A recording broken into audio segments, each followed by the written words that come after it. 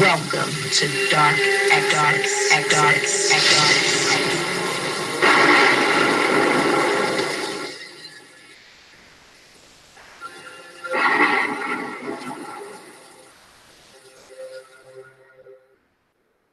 Open your mind.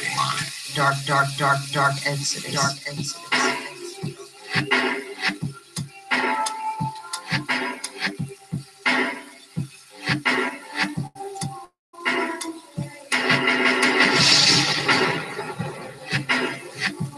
The protester. Dark X.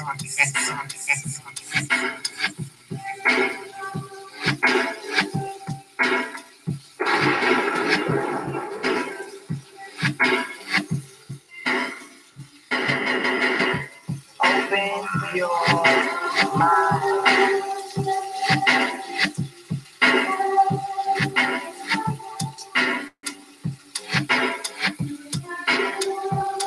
You know.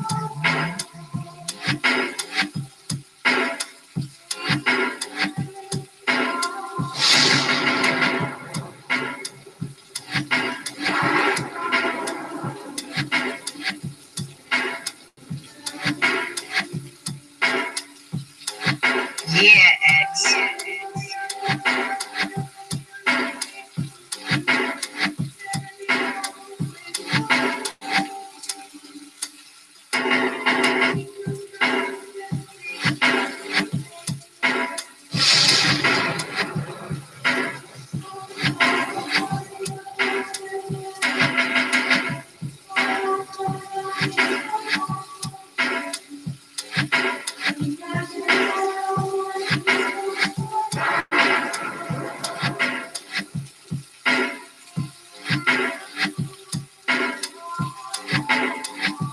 You know.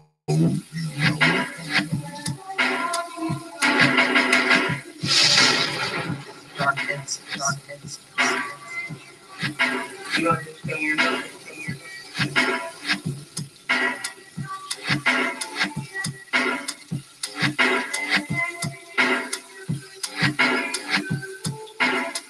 Yeah, X.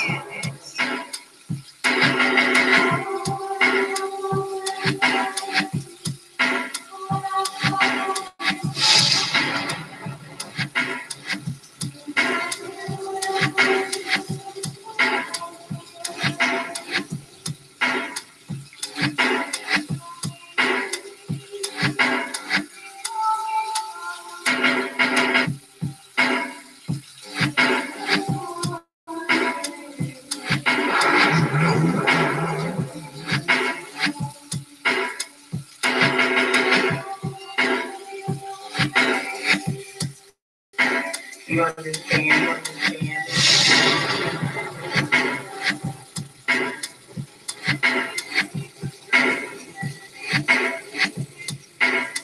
Open your mind.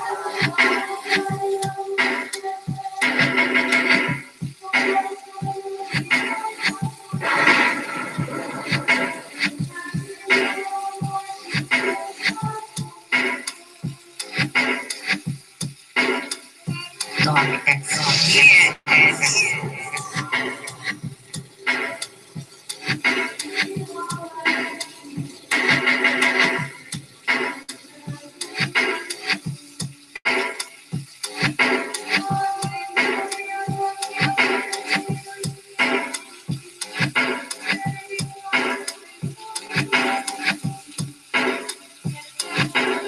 You know.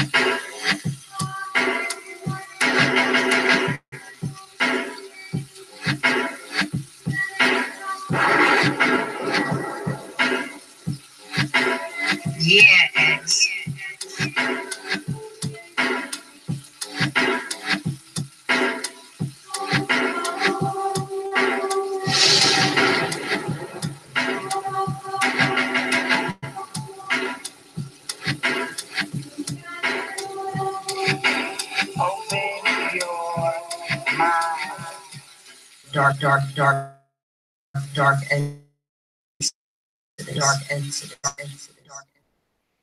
Peace, folks, and welcome back to another edition of the Proper Thought Series right here on the old TPOT YouTube page. I'm your host, X, of course, but you knew that already. That's why you are here. Now, tonight, y'all know it's DXL night, Dark XoDus live. But tonight I decided to take a left turn from the usual stuff. Tonight, as y'all can see in the title, right down here, tonight we're going to be talking about what makes a man marry. What makes a man marry? Right here on DXL, you know. But before we get started, as always, and I got, some of the usual suspects coming through. My big brother Gabtalk already here. Coon will be coming through tonight. Also, brother Art and brother B.M.T, my brother, will be coming through as well. So y'all just don't have to listen to X run his mouth. Other people will be up here running their mouth too. But before we get started, I have to thank everybody. I got a couple donations last night. Y'all know I always start the show off with thanking you, for your subscriptions, your support, your coins that you donate. Because like I always say, you don't have to donate your hard-earned coins to this platform, but you choose to do so. And it is greatly appreciated. But like I always say, it's not about your money. I mean, I like money just as much as the next black man does, but it's not about your money. When you watch this channel, when you share this channel, when you subscribe to this channel, when you show up on these live streams week after week after week, no matter what, whether it's 5 of y'all, 15 of y'all, or 500 of y'all, y'all are always here. So if you do that, I consider you a supporter, even if you don't give me a damn penny, supporter, and that means a lot to me. I'm not just saying it, to kiss up to you and kiss your butt and all that kind of nonsense, because y'all know X don't do that. I'm saying it because that's what I really think, and I appreciate all your support. I appreciate you watching this channel. I appreciate you sharing this channel, and I appreciate you showing up here every week, and I definitely appreciate you dropping the coins on me like y'all always do, and for that, I'm humbled. I'm grateful, and I am appreciative of all of you for that. But also, I got something special, and I see my man in the chat room, my man Don C. This came to the crib today, y'all, and I decided not to open it until tonight because Don C, that's my man right there. He sent me this today. This is notice it's not even open or nothing yet, y'all. And it's been here since this morning. So, I've been aching to open it, boy. But I'm going to open it now.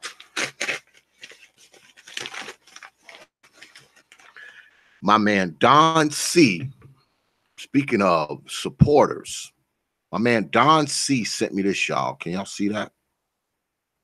He sent me this. This is a 2 terabyte hard drive, something that I am definitely absolutely in need of because my damn because I got 3 computers, but I only use one, to make videos. I use one to go online with, and I use the other one, to do my audio stuff. And the one that I make my videos with is always redlining, so I have to stuff stuff into my digital library. So thanks to brother Don C, I don't have to do that anymore because he sent me this joint right here. Don C, you my dude. Shout out to Don C, man. I see you in the chat room, man. That's my dude right there. Me and Don C, we talk a lot, offline. We don't just talk, on the internet. We probably talk more offline than we do, on the internet. So once again, I appreciate you, brother Don C, for sending me this because this shit couldn't have came at a better time, brother. I appreciate that, big bro. I do. But anyway, yeah, let's get into it on old DXL. My man, brother Gab is in the house, and my boy Art Nustal. What's good, brothers? What do you do? Peace, bro. X.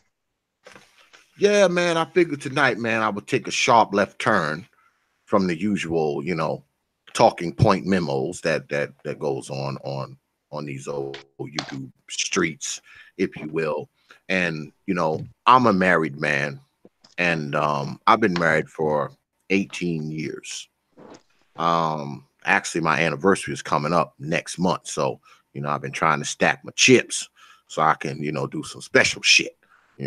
But we often talk about how black men and black women relate, male and female relationships, how we relate to each other, how opposite we are, and how we get along sometime and how we don't get along sometime. So I figured tonight I would just have some brothers up here who actually are in long-term relationships, are married, are husbands, and talk a little bit about the marriage thing. Talk about whether or not it's a good thing, a bad thing. Uh, should young brothers be taking it on? Um, are young brothers ready for it? That's another question. Are they ready for it? So I figured we go in on that. Brother Don, see if you want. I can mail you the link. You can hop on too, brother, if you want to. Just let me know. But yeah, I wanted the brothers to come up here and just kind of talk, some man shit, some married man shit, some the shit that we don't normally hear. We don't hear a lot of this on media. We always hear about shit and the fuckery and all that kind of nonsense and the baby daddies and the dudes who ain't taking care of their kids and all that shit. So I figured tonight we come up here, man, and talk about some married man shit. Um, I know Brother Supreme is coming through and B.M.T is coming through as well. So let me go ahead and ask y'all, um, what made you, then I'll answer the question myself, of course. What made you want to marry the woman that you married? What made you want to do it? I'm not talking about her or anything else. What inside of you made you want to do it? Hey, what's good, 777s? I see you up there. Uh, I guess I'll go first. You can hear me okay? Yep, loud and clear, brother. Yeah. Uh, I was two things. When mm, I was with my wife, of course, before we were married, I was with my then girlfriend, and honestly, I didn't have marriage like on my mind. Um, I got married at 26, and I didn't have it really on my mind. But in at the age of 23, I started my Islam journey. So it was my Islam that um, that said to me why marriage was important. That said to me why building strong families were important. So it was out of the importance, and of course, the love for my then girlfriend at the time as well. The two merged. I love my girlfriend, but I was scared to marry. The idea of marriage was a scary thing. Seemed like it was too long to say to promise. It was too long of a promise. I just couldn't see it at that age to promise somebody to be with them, you know, for the rest of my life. So it was the Islam that gave me the confidence that says, hey, that's what we here to do. That's what we can do. And I said, well, that's what I'm going to do. And I took that leap of, for me, a leap of faith, man, because I didn't know, that I could pull this off. And for me, beneficial. Brother Art. I'm a weird dude, man.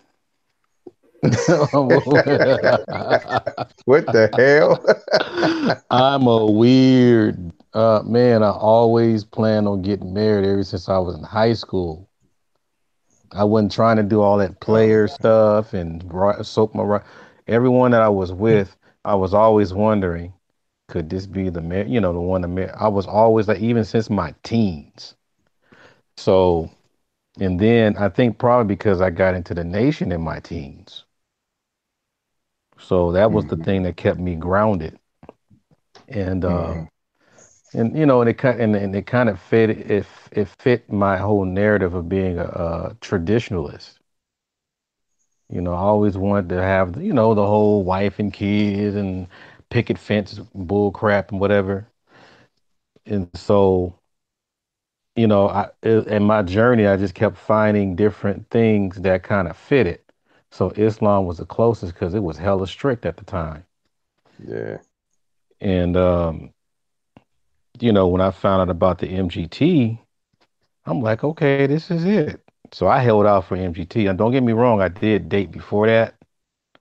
But the whole thing was that, okay, well, I'm just going to leave room for an MGT, which is Muslim Girl in Training, the women in the mosque, and did the whole courtship thing. But the thing that got me though about the marriage part, I really felt that was necessary to go further in life. Remember that part on I think it was, I don't know if you might have seen Mahogany, the movie with Billy D and Vanessa, what's that chick? Diana Ross. When at the end no, in the middle he told her that success is not worth anything unless you have somebody to share it with. And I remember that, for a very young age. I mean, since a very young age. So I always felt that, but at the same time, just a little plug in, I wasn't trying to simp to get a wife.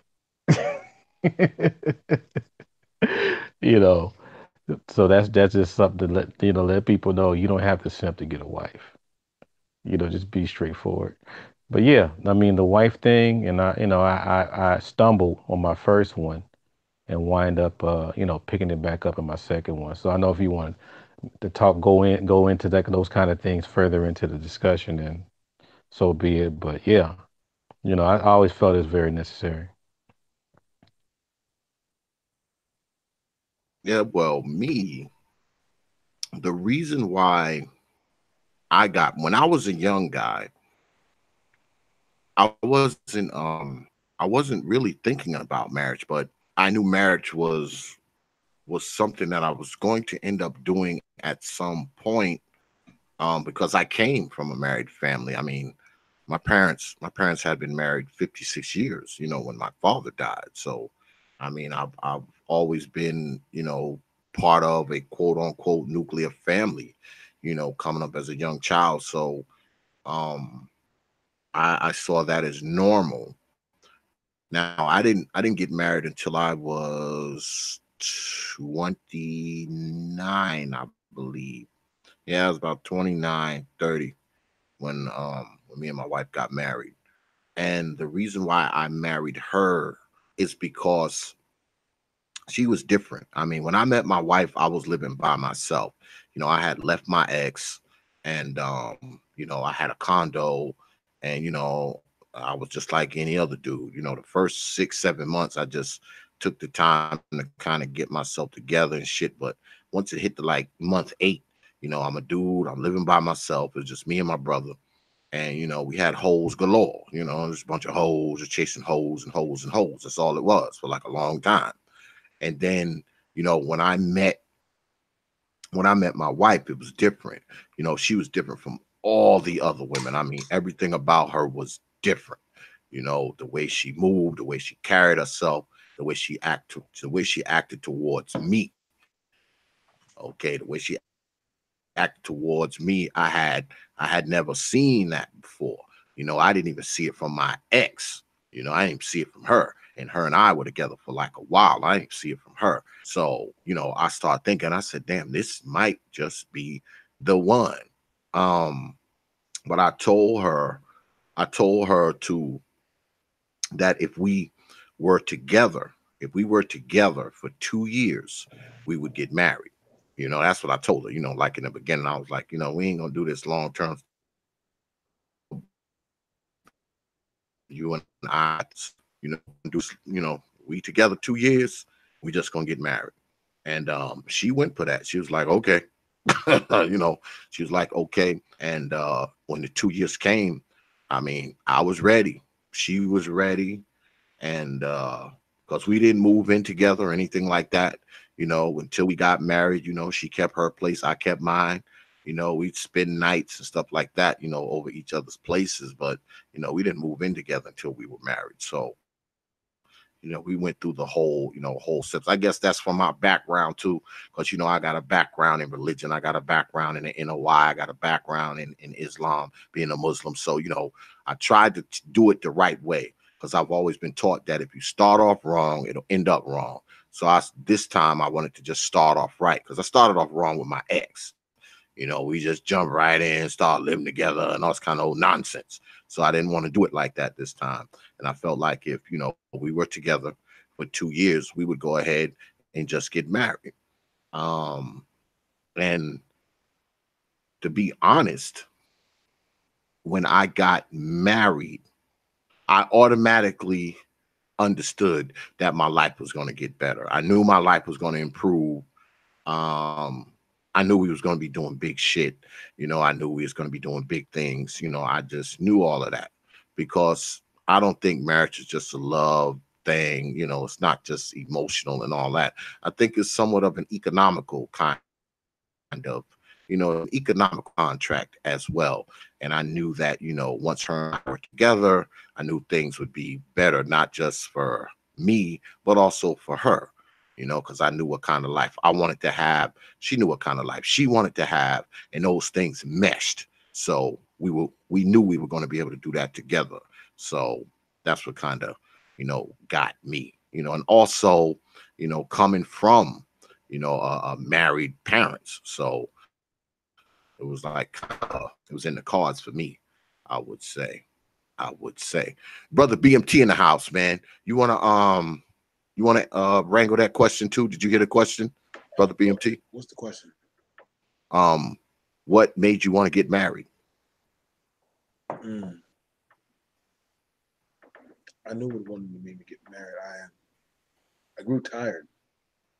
I was just tired of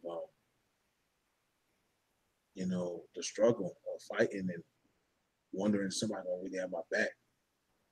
There's just something different. I've seen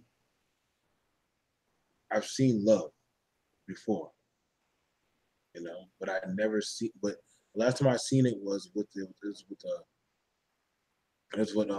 my grandma and granddad, and he was not a good man all the way, but she stayed with him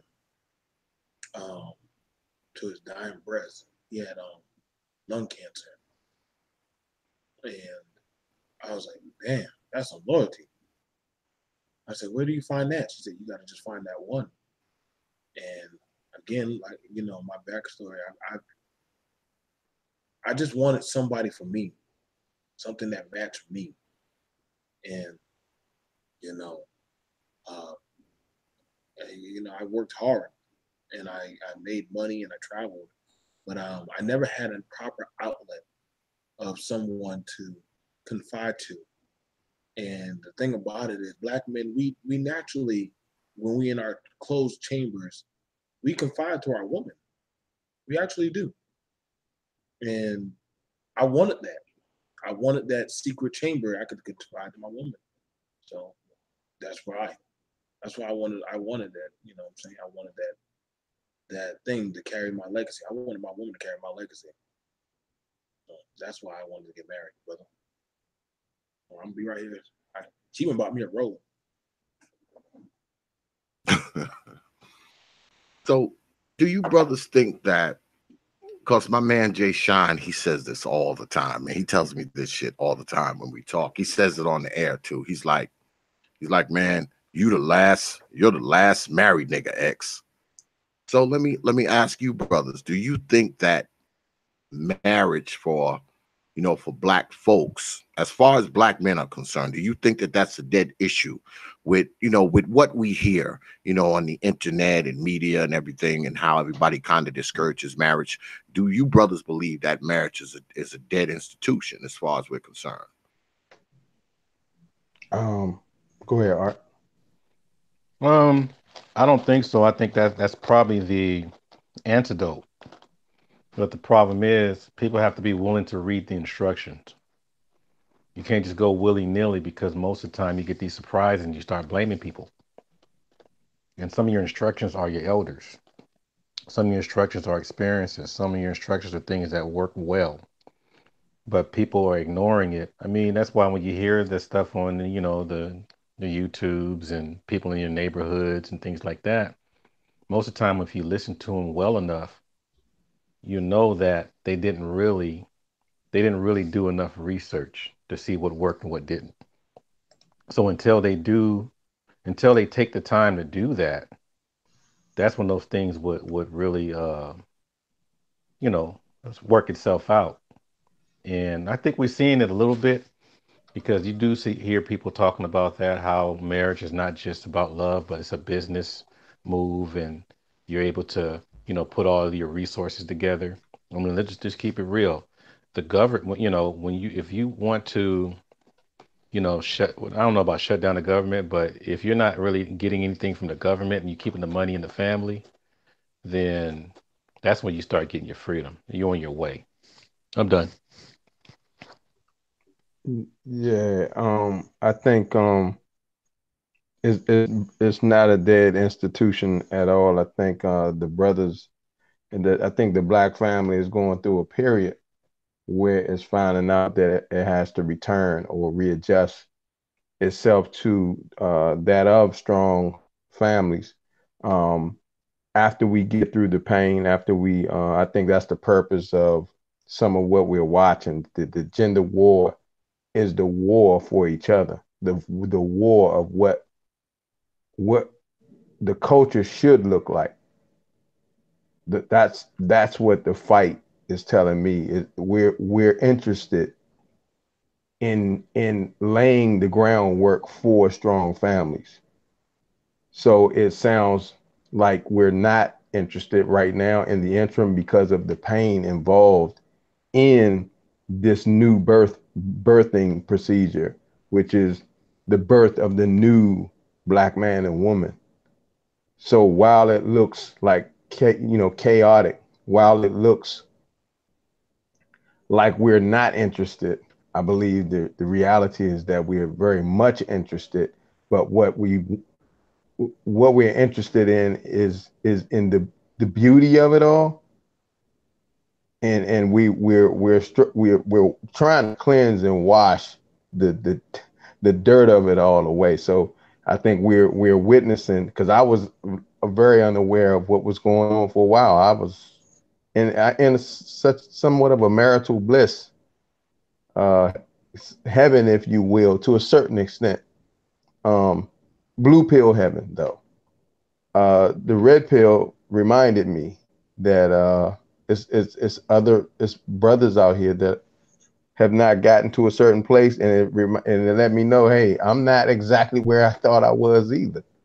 There's some things that need to be paid attention to within the community. So this so-called gender war is putting quite a few things back into perspective, and we need to hash these things out. The black family is not going anywhere. Basically, the black family goes away, we go away. Period. Um, I guess I'll speak on my portion that it's actually the exact opposite. I'm gonna say that, tell you right now. What y'all see in social media is a mirror facade. It's a facade. It's not real. What y'all see that they propagate and they put out there. Because if you honestly listen to what people are saying throughout all the screaming, yelling, where are all the good men at? But then you go to the opposite side, on the men's side, on the other side of the fence. Yo, where's the women at? So the yearning for a mate is there. If you get past all that thought culture and all that crazy stuff, y'all seen it. Men and women are asking in the Black community, I'm looking for a mate. And I don't want to have to go outside my community, but sometimes it happens. So then you get that, well, you got to leave the Black community. And I mean, hey, again, none of us brothers on here are judging that. But the way how we make it seem, I see a lot of young brothers who go into the service or go, once a brother finds something, Black men, we are goal-orientated beings. And when a Black man gets goal-orientated and he sees a woman that's aligned with his goals and orientation, he pulls that in. She gravitates him. Y'all, we all dealt with this. And I see young brothers. I watched a young brother, I think he's 24 years old, just get married to a 22-year-old girl. They got a single trailer, 2 bedrooms, 1 bathroom. Yeah, y'all remember how we all started in the struggle. They had their hard times, but like I pulled them aside and said, listen to the people who are putting in the work and doing what they need to be doing. Your girl works at a daycare. You got a nice job working in construction. Y'all make it work from there. And I promise you, talk and communicate. But see, when you got all this social media stuff telling y'all, because let's be for real, let's be for real, man. There's a lot of narratives that are being put out there that the Black man cannot stably hold a family. We're not genetically possible to be in the home, when that's actually the exact opposite. Come on, X. You talked about it, that they say Black men in the home. We pulled out the facts. The Black man is in the home. He's actually doing the work. If you get a Black man in the home, you can't get him to wait to leave his home. They say the Black woman isn't capable of taking care of her family. Statistics lied on that one. So it's like we notice that there's a lot of narratives pushed out on the Black home as if we all are poor, desolate. We don't care about our babies and shit. Like, it's all these narratives put out on us or things put on social media about us. But then they don't ever want to portray and talk about the wholesome Black couple or family or the older Black community family that is actually still thriving. Yes, it's not at the numbers as it used to be, but however, just like a forest that burns down, it starts sprouting right back up. I don't believe the narrative, and I never will, that the Black man and the Black woman do not want to be together. It's not for everybody, but a good majority of Black men and women, especially young, they are looking for mates. You ain't gonna tell me no boy is gonna go through hell, heartache, and hell for 23 or 26 years and say, well, I just want to be by myself. No, he want a girl. He want a woman. So if he's saying that, 90%, and we know majority of Black men get with what? A Black woman. So that means these little narratives, little things that we see on social media, like red pill and stuff, yes, it's okay to tell Black men or young Black men, hey, be wary of how you spend your money. You know what, brother? Listen, take your money and put it in savings. You see that girl, instead of you just worry about her pants, ask her the questions like I didn't ask the questions. So it's up to us, the brothers who are already in the home, to direct and do more videos and talk about, hey, y'all brothers, start talking about y'all credit. Start talking to this female and court her. Get to know her.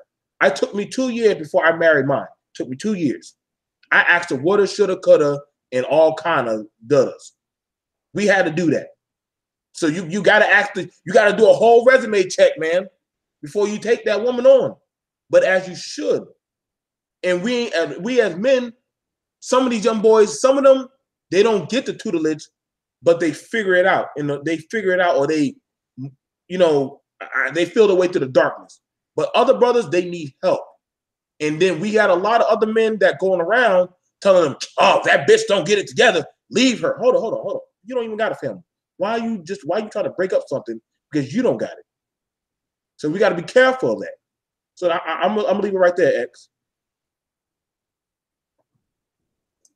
Well, is that a thing? Like, are we to the point now where all we can talk about is the dysfunction of Black people? You don't often hear talk of married couples. You don't often hear talk of, long-term married couples. When we do talk about that, we talk about our parents, we talk about our grandparents. We never talk about us, the here and now, as far as long-term relationship type stuff. We're always talking about how we don't get along. We always talking about, like you said, brother BMT, how black men are not with their kid's mother, and how they are not marrying women. That's often the conversation. But the reality is that there are many black men married.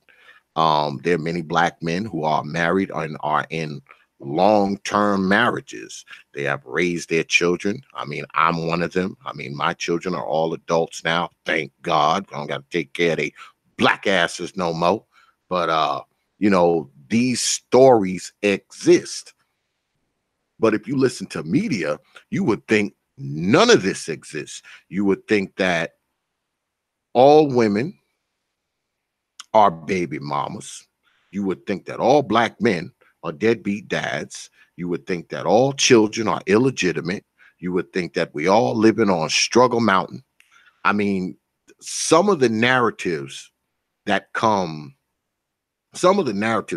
out of media are kind of insane sometimes, because they're unrealistic, some of them. I mean, I know they're good to laugh at and talk about and discuss and bullshit, on a panel full of people, and everybody's just chalked up. But a lot of the shit that you hear is very unrealistic. It's very unrealistic. Now, I'm sitting up here tonight and everybody on this panel is married. Everybody on this panel. And I don't think that this is the oddity that people talk about. Like I said earlier, you often hear people talk, oh man, people ain't getting married no more. I think that's BS, man. I think they are. Maybe they're not getting married as much as they were before, but I still believe that the ultimate goal of many people want to get married, want to be a family. I mean, I know me, I didn't want to grow old alone. I didn't want to be some 60, 70-year-old man, sitting in some damn apartment somewhere alone, eating roaches and shit.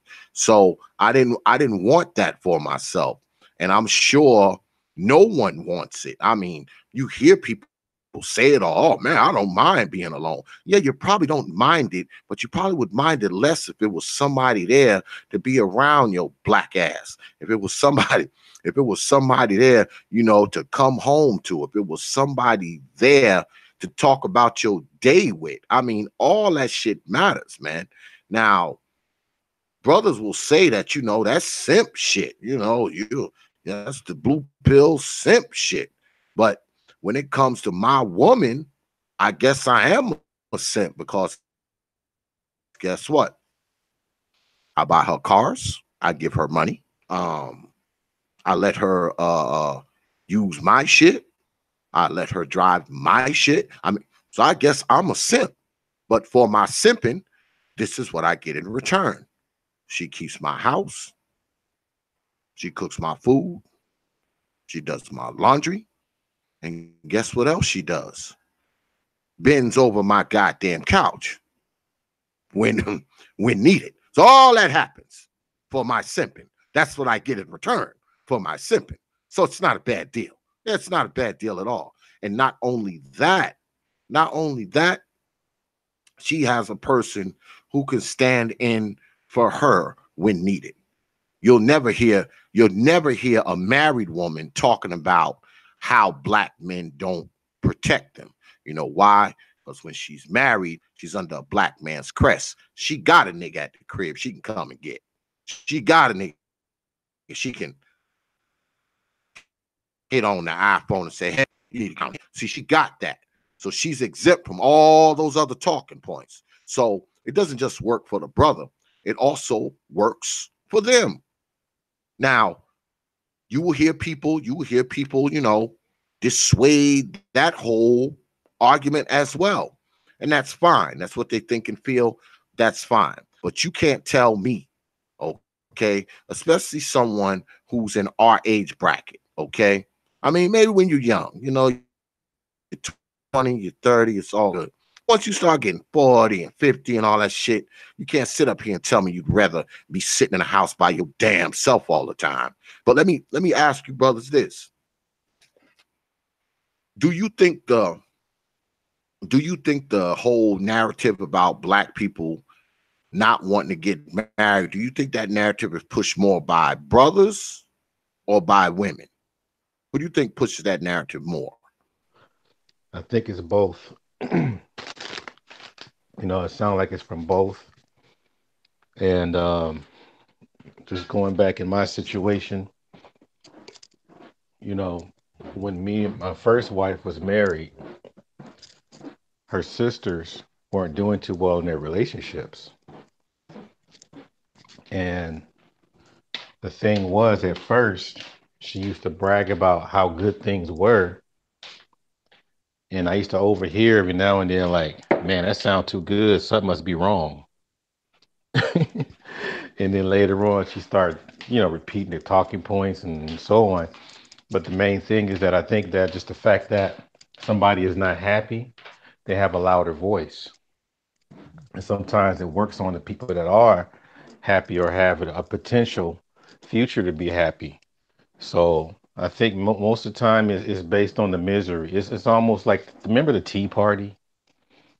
And they, you know, when Obama won or when Obama was president, the Tea Party made so much noise over some BS, but they wind up still having influence to policy and things like that. So it's almost like the more you keep repeating a lie, the more it becomes true in people's heads. So that's how I would answer that question. Am I BMT, too short? Brother Gab. No, okay, so I would say, yeah, it is from both sides. But again, it's just like how Art was saying it, that I had to squash those voices when they came to my wife there. And she had to pull me aside and say, hey, I'm here. Stop listening to those men when they came in my ear, and also the women. You see, we got to be careful because the black person or the black individual is naturally keen to picking up and absorbing negativity. We are. It's not something that we mean to do, but it's genetically, it's our genetic nature that when negativity comes around us, we perk our ears up and gear for the worst.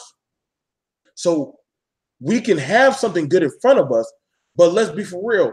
Sometimes we're waiting for that curse or that whatever double-edged sword to come behind. Excuse me. Y'all get what I'm saying? So whenever you'll always see, this is why, and I'm gonna show you something. Whenever a woman gets with a man, what does she do? She usually cuts herself off from her friends.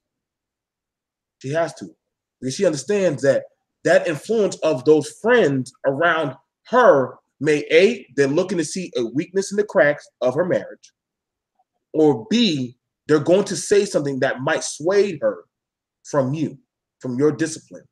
Now, on the man's side, I would have my boys tell me, hey, come on, bro, let's go out to the pool house. No, Jenny's out there at the pool house. You know I can't go out there. Come on, man. Like, don't worry about it. No, you know how I get around Jenny. Come on, I can't go.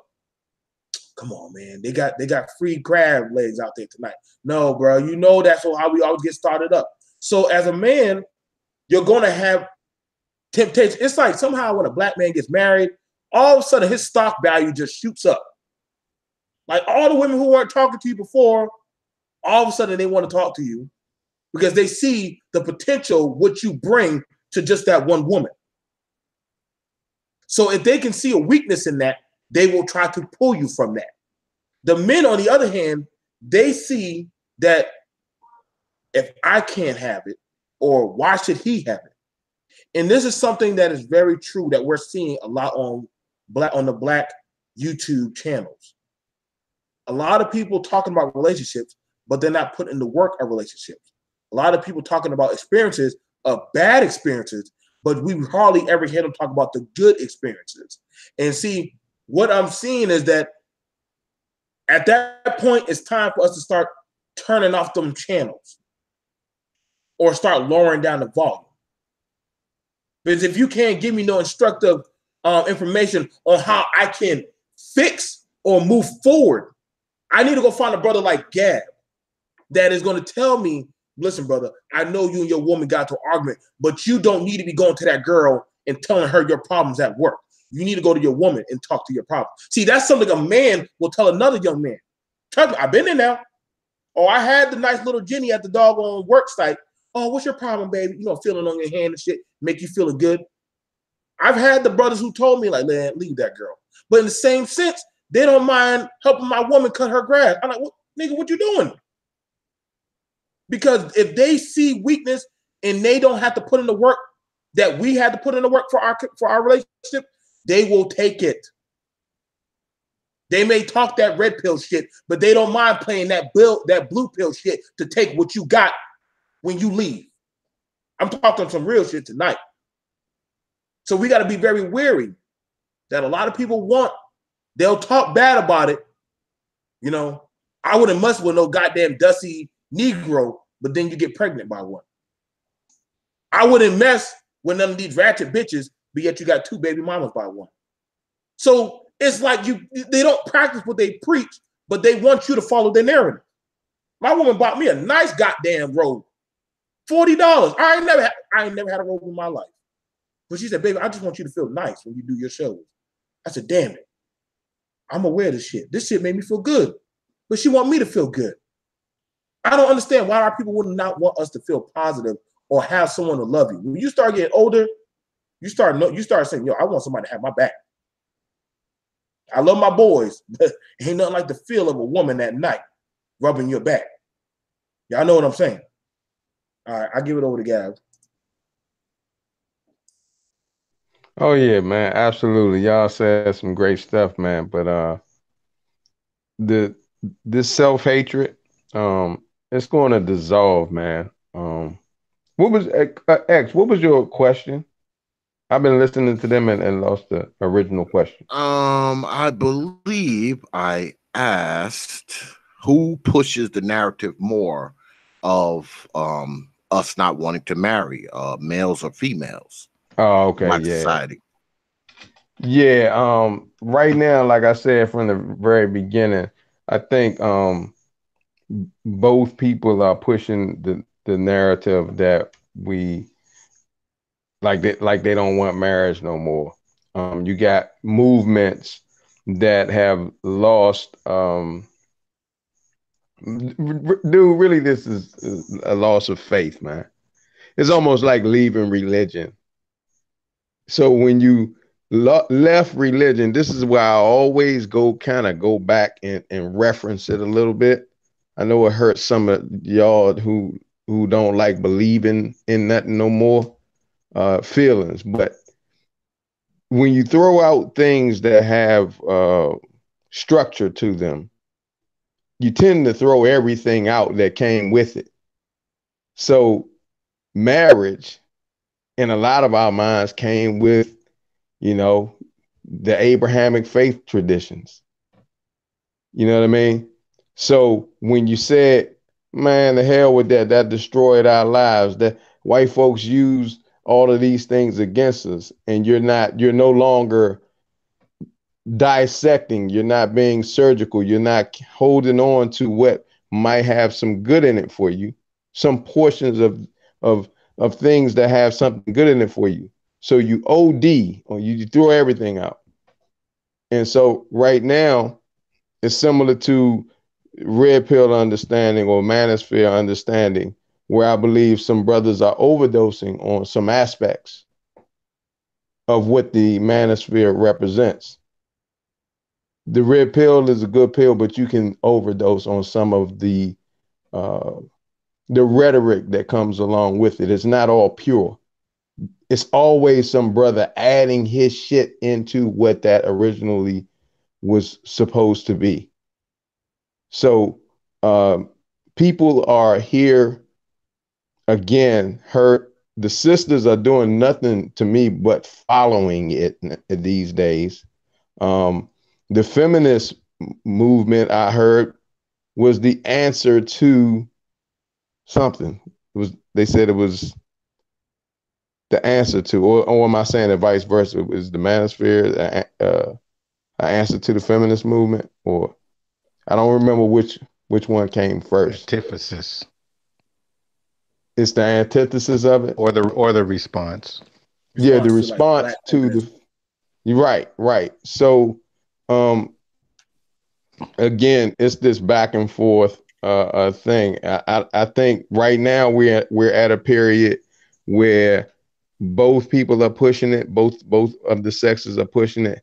But I'll say this at the same time that they're pushing it. I'm gonna say right now, bruh, I think that the sisters are becoming worried about this mass and I don't know how mass it is, but the in social media anyway, in social media,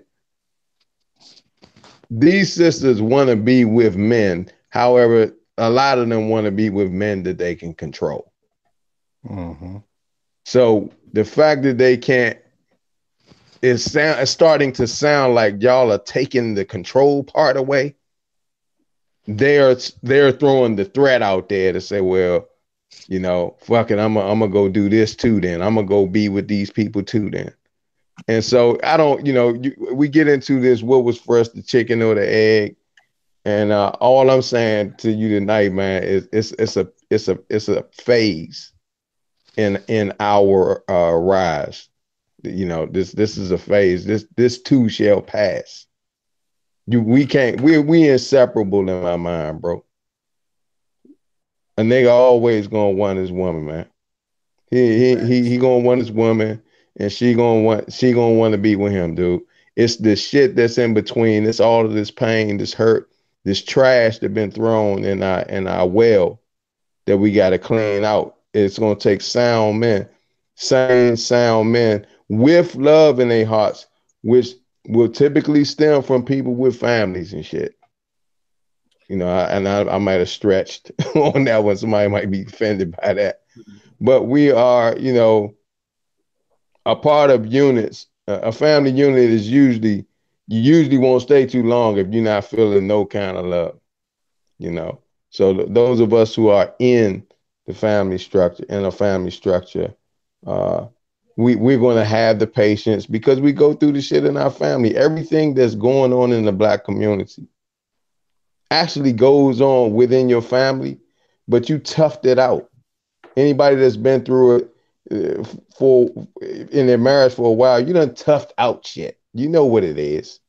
You did it. You lived through it, and so when we witness what's going on, what I'm witnessing, listening to all these channels, I'm like, all right, y'all gotta go through this for a while until you can reunite. So that's it. Yeah, I wanted to say, if y'all really want to think about it, who predominantly pushed the Black civil movement? Was it just the Black man, the Black woman, or was it the Black family? If you really think about it, because that was the selling point, was the Black family wanted to preserve their legacy. If you honestly think about it, it was the Black family. I want my kids to have equal education, to have the equal opportunity to get the same amount of education that white man is getting. I want my wife to be able to get paid for the stuff she Facts. takes out there to the town that we work hard for. I want my husband to get treated fairly and equally when he goes to work, and he works just as hard, if not harder, than that white man. It was the Black family and that Black man. Okay, I'm not gonna lie, I got my ass beat when I went up there to work, and that Black woman would come right behind them and say, "Baby, I'm right here. They may not see you as a man, but you're my man." He would get cleaned up, wash up, get up early in the morning so you didn't have to deal with that white man, and get his food from his woman wrapped up in a goddamn cloth and go out there to work and do it all over again. Facts. So y'all gotta understand, That was our strength, was the black marriage and black family. This is not something that we have to guess on. You can look it up every time. Promise you'll find that black family at the core basis of every movement. Every time. Indeed. Well, What got me, man? well, Go ahead, brother. well. I mean, you often hear on media, especially here on YouTube, aka BlackTube, if you will. You always hear people talk of the black family, but you never hear them talk about where the black family comes from. The black family doesn't just come by, somebody with 15 baby mamas or somebody with 15 baby daddies. No, that's not the start of the black family. Usually the black family starts with a marriage, okay, a man and a woman, and then some children. That is the black family. The black family isn't all this other crazy shit that's out there. Now, Mm-hmm. like I said, people always family, but you never hear them talk about where the black family begins. And the black family usually begins with a marriage, more often than not. Of course, there's some outliers out there. There's always some exceptions to any rule, but usually the black family starts with a black marriage. Mm-hmm. So if we're going to be pushing black family, we we are inadvertently pushing black marriage. Now, people won't say that.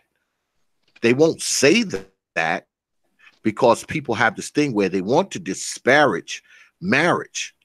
And quite frankly, more of us marrying would probably be a good thing. Now, I'm not telling y'all to run out there and marry somebody tonight or tomorrow, but if black folks had more marriages, you know what that means? There would be more black families. And if there were more black families, there may be less of the black BS. You understand? And we never get into that. We never get into those nuances. So what often happens is we have people who have never been married. They're not married now, have no intention on getting married, but they're giving you a soliloquy about marriage and why you shouldn't do it. I feel like if anyone should be talking about marriage, it should be people who are married. Okay? It's just like if I'm going to be up here talking about geology, shouldn't I be a geologist?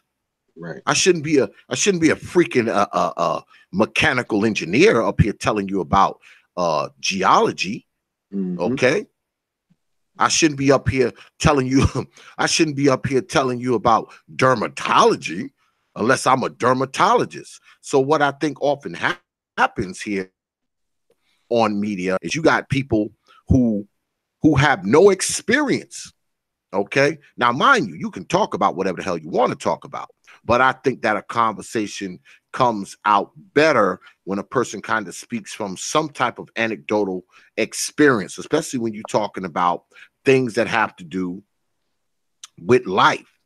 So let me get to the question of the topic. What makes us marry? Like, what makes us marry a woman? What about that woman? Okay. What about her will make you want to marry her? Listen closely, ladies, because see, I'm going to go last. I'm going to let the brothers go first. I'm going last. But listen close, Okay. ladies. So whoever want to tackle that first, go ahead. So I I'll like let it. you know my. So Go ahead. Go whoever ahead. went, go ahead. No, you go ahead. I'll let you know my landmine. Yeah, it was pretty much religious driven, values driven. I was raised the only child, so I always wanted to have the family, and my ex-wife had a big family that looked like they were close knit from the outside. Um, so I kind of just wanted that completion because as in our generation, most of us on the panel, is that we saw a lot of sitcoms and things with the family together. white and black. I'm like, damn, the Brady Bunch, even though they come from different sides or whatever, they still stick together. So I kind of wanted that. I was really hungry for that family atmosphere, and Mm-hmm. so that was the thing that I really came after. And the fact that I was really deep into Islam, there was a lot of values based on family and connected to the God principle and all that kind of stuff. Mm-hmm. And so I really wanted that bad, but there were some things that I did not really, things that I overlooked about myself, the situation, and the person I married. Um, it was kind of deep because I was doing everything that most women would want. Make sure, everything's paid for. You got the house. You don't have to worry about nothing. A benefit, everything's just taken care of. But there was just something that was internal that wasn't addressed on her end, and there was something about me that I wasn't able to fulfill that. I was too busy trying to, stay with the whole religious thing. And so what really, really got me after that marriage was over, I started looking at all kinds of different things about myself and the things that surround me that support me and the things that need the kind of energy that I need to be away from. And so I had to like take all that, you know, religious stuff and all that superficial stuff and start really grinding and getting into masculine, feminine, left, right, hot, cold, positive, negative. The five senses, the four elements. I started studying those things and then find out how did that how did where did those things come from when it comes to the religion and all the different religions. So I kind of went within and then worked without, and then it made me see things more clear on how I make my selection. I mean, I'm not saying I have a perfect thing, but Mm-hmm. it kind of got me seeing to where, okay, it may not be everything that I'm asking for, but I see there's a journey. I see something to where we can grow together rather than me trying to work with this whole illusion stuff. You know how people say, well, I don't like the way they are, but eventually I'm going to change them. That's what I don't know. I think more women have that than guys. Right. He's a project or like a science project or something that pays the bills. So, I mean, so to answer the question was that I really understood that you can get a lot of things done spiritually, mentally, and physically with a mate rather than being without one. I hope that Good wasn't too move. cloudy. That was nice. Um, okay, And if you vote for me as your president, no, I'm joking. Go ahead. yeah. Nah, man. Good question, Max. Very deep question, man. I think the thing that makes for a strong bond, and I know I'm saying it differently than you asked. The thing that I find special in the marriage, the thing that makes us married is the acceptance, man. I think, growing up, everybody has secrets, man. That some of them you can't tell your man like that, man. Some of them you weren't comfortable going to your father. You wasn't comfortable going to your, people that you think you would be close with because some parts of the relationship just did not bond the way that it would in order to tell your deepest secrets.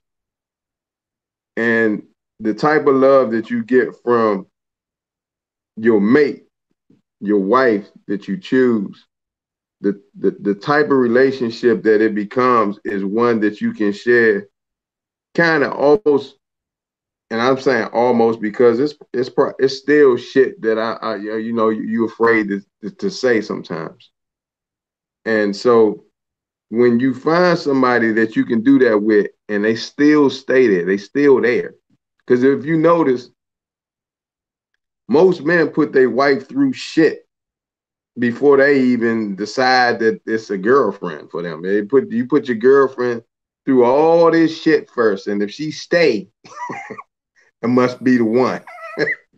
So it kind of it's like, and you're doing this subconsciously. All of this is not always a well thought out plan, but some about this woman that made you know she's for you is that she's seen your deepest shit.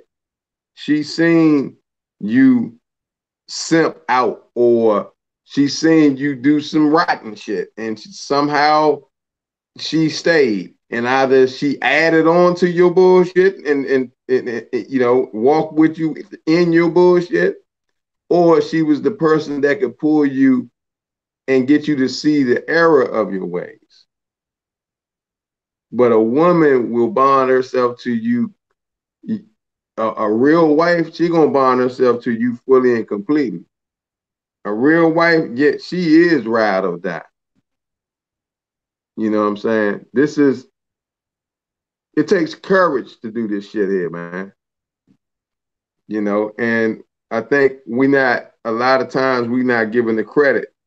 While I give respect to those brothers who have decided to do this thing differently, this thing called life differently, you know, going your own way and all of these different things that you have to go through in order to better yourself.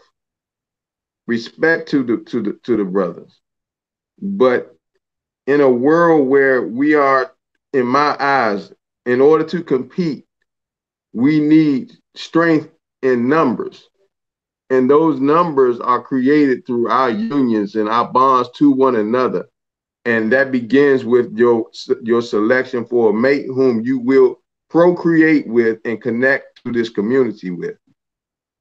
That's how we're growing the community. So to do anything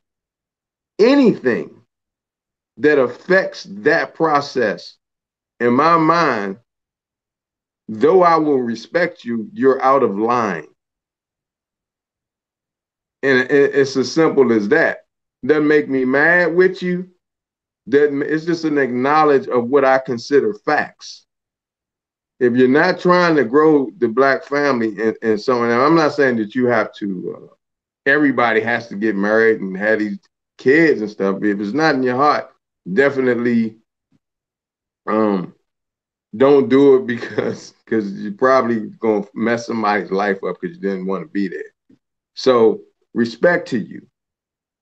But I don't think that you should live a life discouraging others from wanting to be a part of that process just because they're making sacrifices that you don't think are worthy sacrifices. I think you need to look in strongly into the purpose of strong families. And if brothers are able to sacrifice and be successful at creating the bonds and ties of relationship necessary for us to pass down legacy after legacy after legacy and build within these families. What you're running from is broken shit. But we can fix it, and you can't, and it takes faith in that shit because you ain't seen it, the success that you in your lifetime. So it takes the thing that you're running from, the church, the religion, the ideology, the things that came along with the religion that you threw out. It's some fabric in there that you need to go back and get that shit, man. So that we can strengthen this community. It takes faith. It takes you believing that you can create something from nothing again. And so a lot of times I'm reluctant to say these things, but I'm not always going to capitulate to, everybody else's ideology, everything everybody else thinks is being so successful. I'm saying that you're not. All of your shit is not successful. So we can keep doing this. This is not a gender war. This is the other war between men and ideology. So that's my piece on that. Brother BMT. I'm gonna say, my grandma says a man, he picks up a shovel, which is the woman, and he breaks through the foundation. I didn't understand that, but now I get it. For a while, as a man, as a husband, at first I didn't properly know how to utilize my woman. You see, a man gives his woman a sense of purpose, and she will follow that purpose. If he has a goal, an intention to reach to a certain point that day, and he's focused, she's going to do everything she can to see him through it. That's a support mate. That's the first thing Adam said, I need somebody to support me. That's all he asked for. He asked to God. He said, God, I just need a support mate. That's it. And the thing about it is, a lot of men have forgotten the art of how to properly utilize their woman to their full capacity, especially in the Black community. Because if we had a fully intentional goal, like I make my wife feel needed in the home. Joe, you hungry? Now, I may not be hungry, but for the fact that she wants to make sure I'm fed, yeah, I have some to eat. You want to eat it in the bedroom, or you want to eat at the table with the family? Now, she knows she'd rather have me eat at the table, but I can eat it in the bedroom. But the thing about it is, she wants to make sure I'm taken care of. In due response, I make sure she has all the food and groceries she needs in that kitchen. I'm the person that will make sure she will have gas, so that way if I say, hey, go out there and get that license, so that way you can go get that extra paycheck money. You see, Black men, we forgot how to properly utilize that woman to making her want to be that wife. Where the woman wants to flourish. She wants to carry on your legacy. She wants to be needed. And we don't give her that need like she wants to be needed. See, other men and other cultures, they make their woman feel like, listen, I need you. When I'm out doing this, I need you to take care of the house. And everything that comes in the house, I'll drop off the money. You make sure this house ain't burned down. And there is no confusion in that. There's no shame in that. I need my Black woman to come back to me, needing her to be what I need her to be for me, so that way I can provide for her. I, as her king, provide you a kingdom. Powerful. You, as my queen, keep my kingdom running. And as long as we understand that copacetic goal, that's why they said the man brings the cattle and the jewels and all the stuff to the woman, and she sells it at the market. See, that means she's carrying out your will. That's what we need our woman to do. I need you to carry out my will. You do that, we'll be just fine. Teach my children our ways, not their ways, our ways. See, that's the reason why granddaddy didn't have to say nothing in the house, because mama or grandmama already knew granddaddy's heart.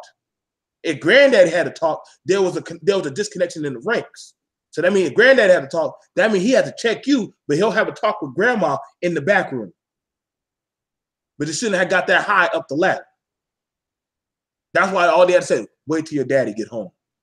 You shut up. You had to deal with mama before daddy get there. That's all they had to take. But see, we don't do that anymore. We're not at that level like we used to be. And because we're not there, that's the issue. Black people are genetically traditionalists. A Black man, he craves order, discipline. He needs that. Yes, we're not saying that a lot of Black men, we're not saying you can't do it on your own. We're not saying you can't be flourished. But when a Black man has his woman following suit behind him, He's even more focused. Because now he knows I have a team. And as a captain, I got to make sure me and my team, we're squared away. So now he's not just focused, but he's precise in what he wants and what he needs. And that's the thing that black men, we lost that art. Women, find that man that says, baby, I know you're doing this, but hey, take some money and put $200 aside. Why? Because we could take this money and probably get you that license for you to be a nurse. See, he's thinking future. He's thinking way ahead of the future. Sometimes that's why my woman, she makes sure all the bills get paid off. I bring her the money because I know her heart. She makes all the bills get paid off. The auto pay. I can't keep all these goddamn groceries and what the kids ought to get the hair done. But I know one thing, as long as I give her the money, I said, listen, I gave you $400. Go get the kids some clothes. I see my turn all ready for school. I take them to school. She's ready for work. She understands I want my house done a certain way. And if it's not done a certain way, we'll have that talk. I make sure I have discipline. Women want discipline. Men need order. When we have order, we're aligned. Every man runs his household. These new women that say, oh, I don't need no man to tell me what to do. See, I can't recommend your mind. But let those women find that right man. I'm telling you right now, any woman to find their right man, their right mate, they submit automatically. They'll submit to that power because they feel like they can probably be utilized by that man. But that man has to know how to properly utilize that woman to the full extension of her abilities. Well, I think deep on this shit. I told my woman, you will bear my children. You will make sure my house is squared away. You will make sure the goddamn car insurance is paid off. Really? All that? I got to do all that for you? You damn right. We're going to have that shit done by this time, this date, this era. I want this amount of money saved up. So she already understands me. There ain't no miscalculation. And see, black men, we got to get to that mindset where we think like that again. There's a reason why before you used to take that daughter back in the day, the first person you would have to meet was that father. And that father would ask you a question. What is your plans to do with my daughter? So when he asks you what's your plans to do with his daughter, that would mean you would have to thoroughly thought out how the best way I could implement your daughter. What are her stats? She can cook, she can clean, she can sew. She knows how to balance a checkbook. She knows how to help you with your taxes. She knows how to make sure that the girl's hair is braided, so you don't have to go to a. Once the father told you everything his daughter was capable of, he gonna ask you, what can you do? I know what my daughter can do, but she's been trained by my household. So you get in a good one. So what can you do, Negro? Mm-hmm. I got a home. I have 2 jobs. I have a vehicle. I get paid salary and this and that. Okay. Let me sit down with my wife and talk about it. They talk about it. Now you have the permission to take his daughter's hand. See, there's a reason why that had to happen. Because he had to know, how can you use his daughter? How can you make her flourish into the woman she needs to be? Mm-hmm. That's why I say, black men, you got to ask these questions. You got to methodically think it out to the lateral degree. This is the reason why the Jews and different other ethnicity groups, before they allow you to take their daughter, they have to know, what is this man capable of? You can't be just any old bum and take their daughter. Nah. She has market value. We need to know, what can you do to make sure that what we got going on does not look good. We need to let you know, you got this certain type of stock coming out of this home. Do you want the low quality stock one, just the one that's good enough for babies? Or do you want that one that knows how to actually run a goddamn checkbook and keep the lights on and take a goddamn $20 and stretch it out for the week? See, that's one that you got to ask, what do you want, black men? And when you say that shit, you got to tell that woman, this is what I need to know. Can you do this? And if you can't do it, push. You ain't the one for me. Well, That's all I gotta say, Prophet. what I think makes men marry, uh, particularly black men, what makes us marry is we usually run into a woman who's wifey material before she has the ring on her finger. Because make no mistake, ladies, you don't become wife material after the ring. You have to be that before to receive the ring. Let me say that again. You do not become wife material after the ring. You have to be wife material to receive the ring. And I think that men, especially black men, when we marry a woman, it's because number one, she's already wife material to us. Okay. We already said, okay, this is wifey material right here. All right. Now, once you've established that in your mind, you start categorizing the things that make her wifey material. Is she cooperative? Is she submissive to you? Do you and her have the same kind of ideals, going forward as a family? What makes a black man marry a woman is there's probably 700 million answers, but I say again, the main thing is her being wifey material, something that she's proven, not something that she's saying, not something that she's posting on Facebook or Twitter or Snapchat or a video that she's making on YouTube. She's shown you that already from you being around her, knowing she says, the way she treats you, how she does things. I mean, she's shown you that, hey, I wouldn't mind having her be the mother of my kids. When you're thinking that kind of stuff, that is what makes you marry a woman. And more often than not, when you're a man and you want to be married and you're ready to be married, that woman who you want to marry, she's ready too. She's ready too. She probably was ready before you, but she waited. She waited for you to say, hey, look, girl, we get married up in here. She waited because she probably had your ass coined as marriage material as well, but she just didn't say anything because she didn't know if you felt the same way too. But soon as you get it in your mind that, hey, we're gonna get married, you know, that's usually the thing, what it is. Now, I can say this. I think that many of us, we are more fortunate than other brothers. I mean, many of us, like all the brothers here on the panel, that I'm familiar with, all these brothers on here are my bros. And, we obviously found women who were worth marrying. So I can't be mad at the brothers because they say, oh, I don't want to marry none of these hoes. I can't really get mad at them because of the times that we live in and how things are.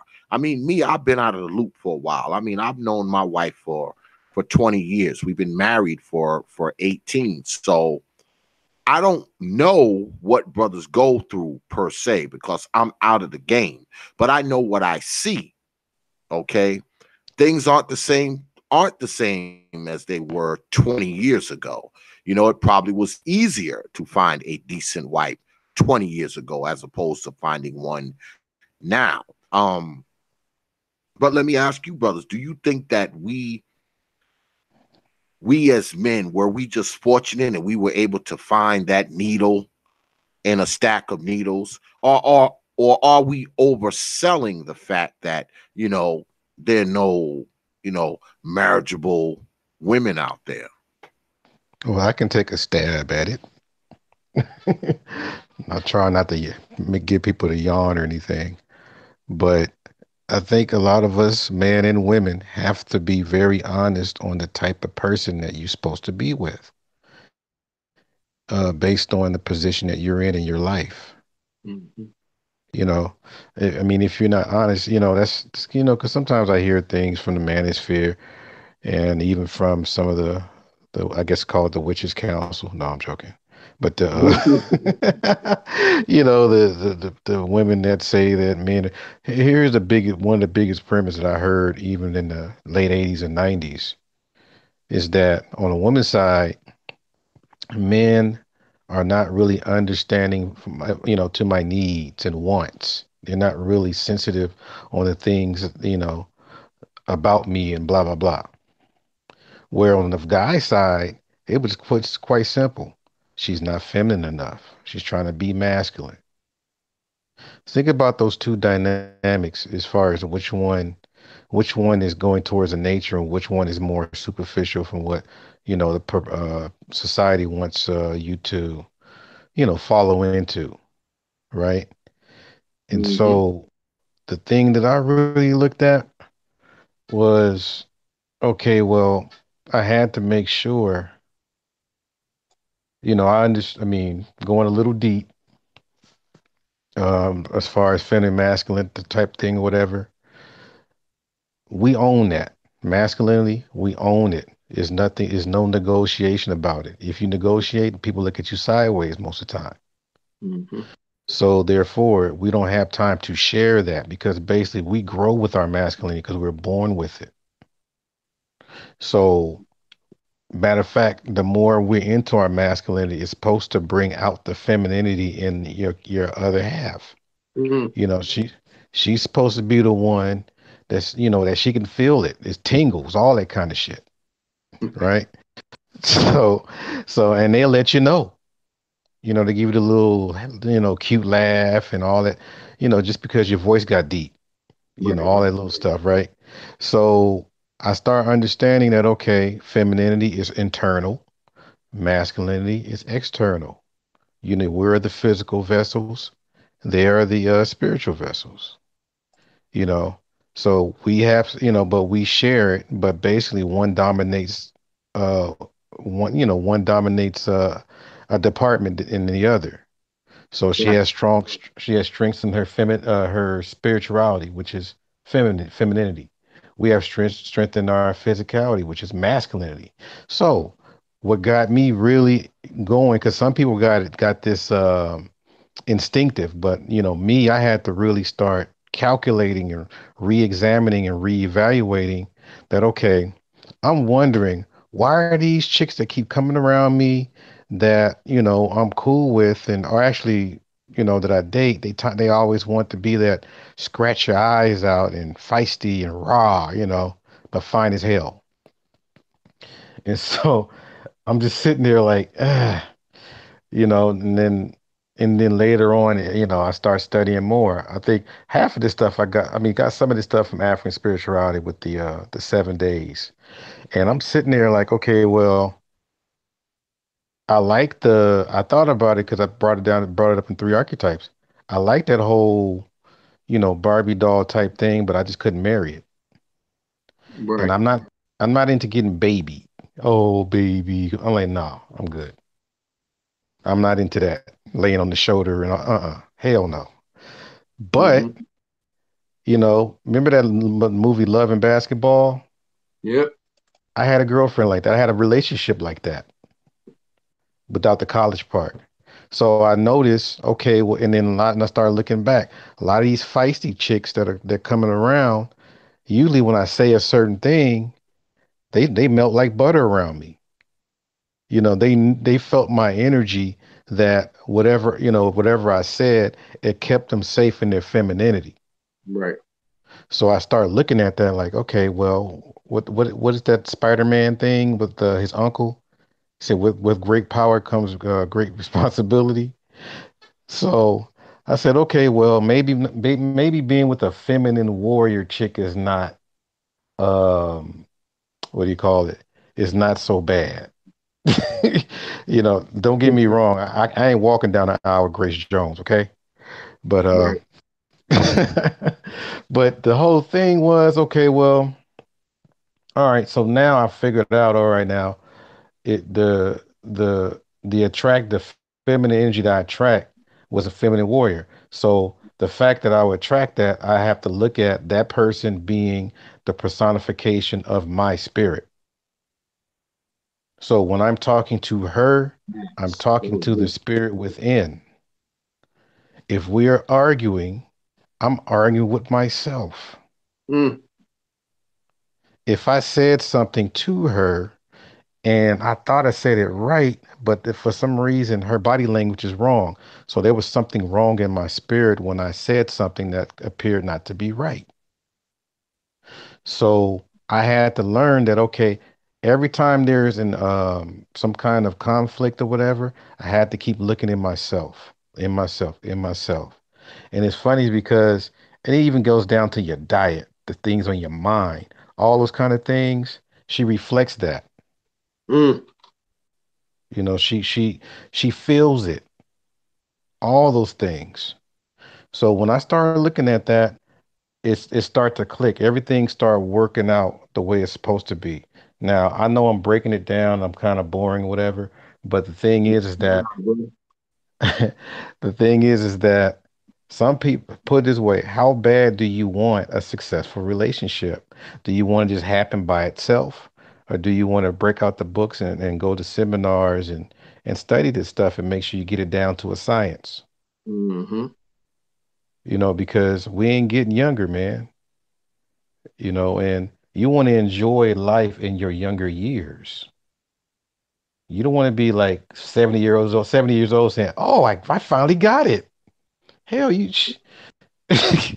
I mean, how you going to enjoy after that? Unless you got the fountain of youth, like Cocoon or something. But you mm, know, you want to study this stuff, like I mean, like everybody on the panel saying, is that the fact that your energy is in the right places, the other person is going to be in the right place. You're going to fall in, but you got to be responsible with the type of energy that you put in your life.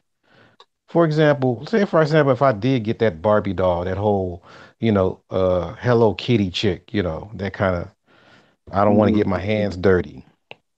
Based on my energy, she's still going to transform into a feminine warrior, mm-hmm, whether I like it or not. Because this comes from my mother, my ancestors. Remember, your thoughts are your mom and your actions are your father. It transfers. Same thing with the women. So if you're honest with that, then basically you get something back in return. mm-hmm. That was powerful, dude. I I think, appreciate it. yeah, Anybody else? now it's your go, X. Oh, it's my go. Oh. Yeah, you can. You have our permission to go on your show, Okay. Mr. Vince. Thank you. You Thank had you very some special you wanted to share thank on this thank you very much. one. Well, I was saying, are we the fortunate ones? I mean, are we the brothers that actually found, a woman who's worthy? Because we hear the talk of, women not really being worthy of men. And I believe that to a certain extent, from the stuff that you see, and not just on media, the shit you see in real life. I mean, there is a question of whether or not, women are really worthy of brothers. But I think we may be those brothers who were fortunate enough to find a woman who was actually worthy. Like I said before, she was wifey material before we popped the question. That's why we popped it.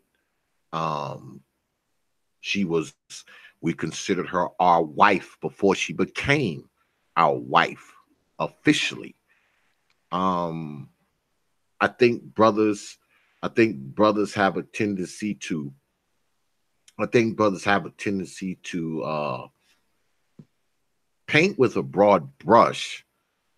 Because make no mistake, now don't get me wrong. I know that it's a lot of old ratchet hoes out there that ain't worth 2 nickels, and a lot of them ain't worth $5. I know all of that, but that's not every single woman out there in the world.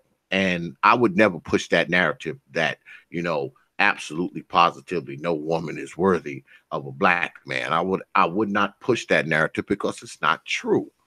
And I believe the brothers on this panel will co-sign that.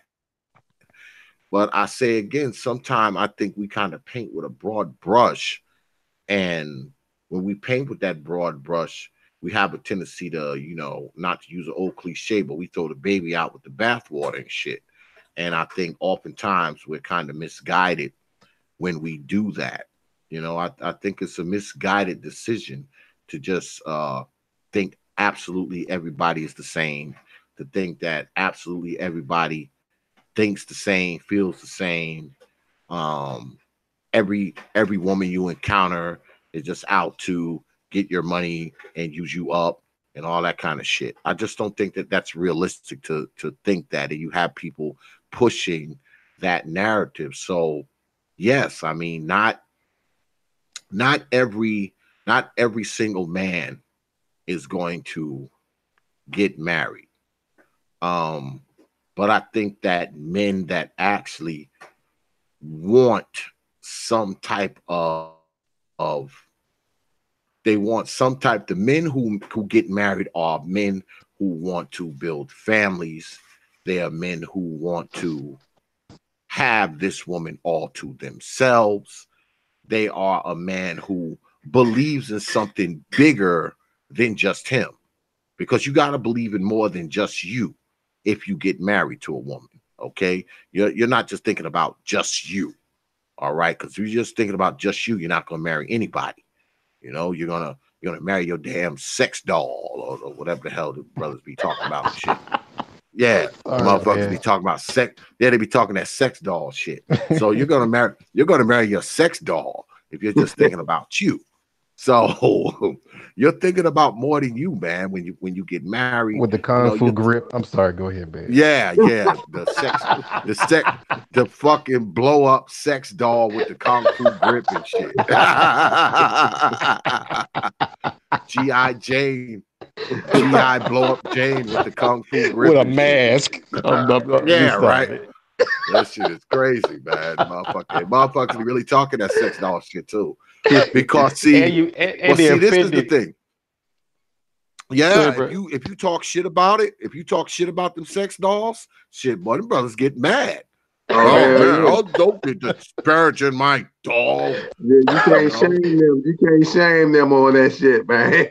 Hell no, you can't shit. Shaming. You sex dog Let me shaming, tell man. you something.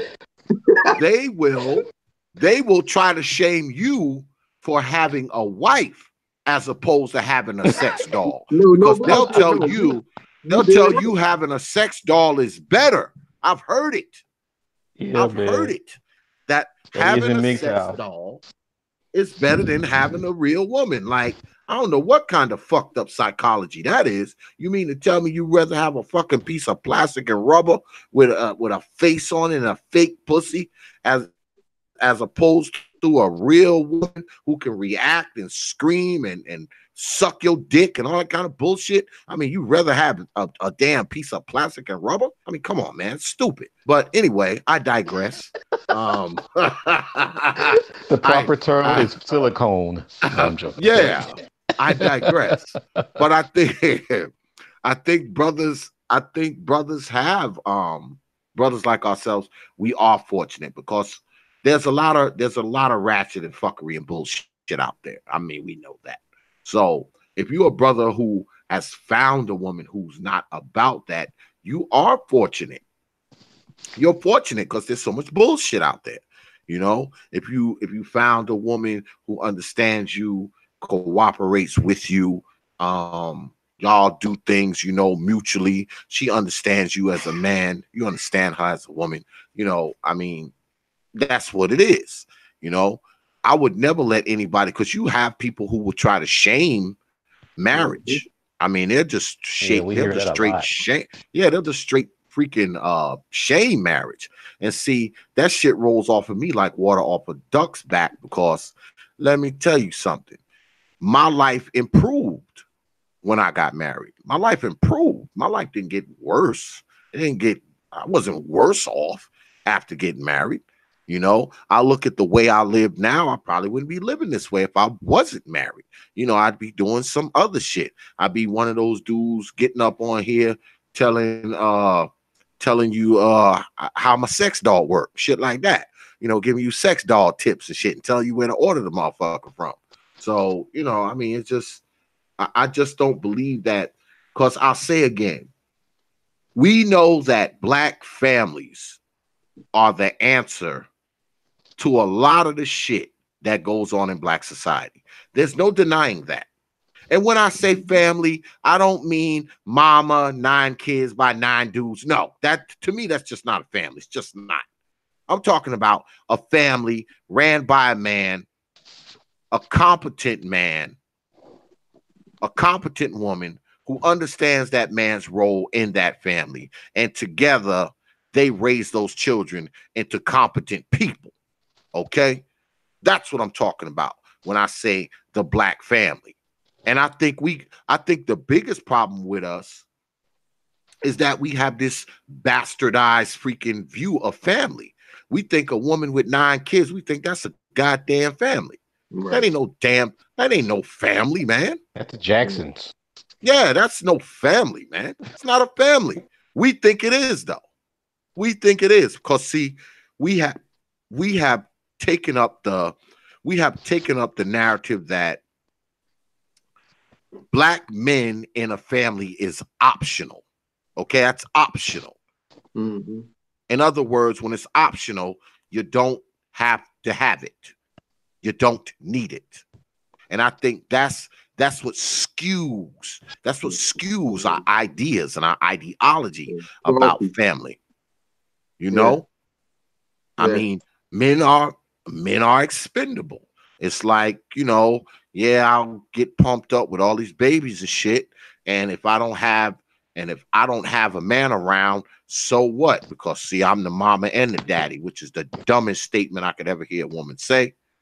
And then on the other side of that, you have brothers who don't really have they don't really have a sense of family either. Because I don't think you can tell me you got a sense of family, man, if you got 15, 20 baby mamas. You ain't thinking family, man. You just thinking fucking. And you thinking fucking raw.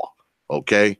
Because you Mm-hmm. can't tell me all 20 of these baby mamas was planned. You didn't wake up one day and say, I'm gonna have 20 baby mamas. No, that's not what happened. Okay, usually that's some old oops shit, and you done oops like 20 times. So you ain't thinking about family at all. You're not Mm. thinking about family. And I think that has hurt us as a people in black society. I think it has hurt us because we have this skewed vision of family, this skewed version of family where men are not included in it. Right. And that's that's the problem. But let me ask you brothers this. If your daughter, those of you who have daughters, because I have 2 grown daughters, those of you who have daughters, do you expect her to marry a guy like you or the total opposite of you? Well, I wouldn't. The way I would address and this is a good question because see that's directly driving the point home um to measuring yourself as a man and knowing what you want and having vision and foresight. So most of us, and I'll say this for myself, you know, just figuring out and planning for your own retirement, right? Is as far as most of the men around me get. They not planning nothing through their children. They just trying to get their children like me. I'm trying to make sure they get the education they need to be successful. But in terms of knowing what I want eons into the future or several years out, is I draw a blank on that. What I want is somebody for me is that's going to be strong to protect my daughter and to be and to respect my daughter, you know. So it's really not even about being like me or not like me, but having the qualities necessary that I can trust to know that she's in a safe space and a protected space and in a place where she would flourish, you know. So I more so look at it like that. But in an ideal world, Brother X, when we get families right again, when we structure ourselves again, I think those relationships that those mates that our daughters choose or that we choose for our daughters, it depends on which direction we take this. Um, right now we're in this world where it's free love, where you know your daughter just go out and find somebody that she like and you know kiss under the bleachers and say, Dad, I like him, I love him, you know, and you're stuck with because it ain't like you right now. I'm gonna just say it ain't like a whole lot of us got a lot to lose. It's not a whole in my environment. It ain't a whole. We barely made it out of the hood ourselves. So our vision is not deep in the our vision. Many of our visions is not as deep as the question that you just asked. So oftentimes we stop. I stop at what I just said. I hope that she chooses somebody that is going to protect her, that is going to respect her, and somebody that she can flourish with. And so, unfortunately for me, I have to kind of stop right there because I believe if I were a man of many means at this point, I would be looking for a little more than that. I would be looking for somebody who could perhaps further my plan. I would be looking for a strategic alliance with his family through my daughter. I'm looking for those kinds of ties when we become that kind of nation again. When you're coming out of from the bottom, like many of us are coming from the bottom of America, we are lacking a certain amount of vision due to a lack of resources. When you don't have a lot of resources, you're not even thinking in a way of protecting your resources or growing what it is that you have because you don't have much. So right now, unfortunately, the only things that I could say is what I've just said in terms of who my daughter chooses as a mate. Peace. Anybody else? I can probably put another perspective, but let's BMT want to come in. Man, Okay, T well sleep. I'll take up the space until he comes through. Just come in Mhm. anytime, BMT, while I'm talking. But I wanted to say something real quick on that because I have a son, but when I was married to my first wife, I really bonded with her father. I really bonded with that. I mean, he just passed away last year, and he gave me a lot of. He was damn near like Yoda, man. Everything he said, and this is I stayed close with him after the marriage, during the marriage. I mean, because the thing was, he still had an influence on his daughter's life, and and everything, the way that he thought, she really cared about it.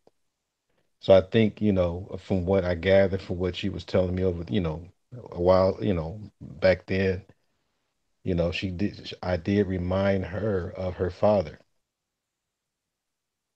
right? Some respects. So that does play a part, especially when the person she chooses really gets to know the father and how things go. So if things are done right, to where if the father's a good person, and then the guy that comes in pretty much learn how things work. Hell, man, that's a big world that just opened up. So, and remember, in X, that's what he used to say. You start right, you end right.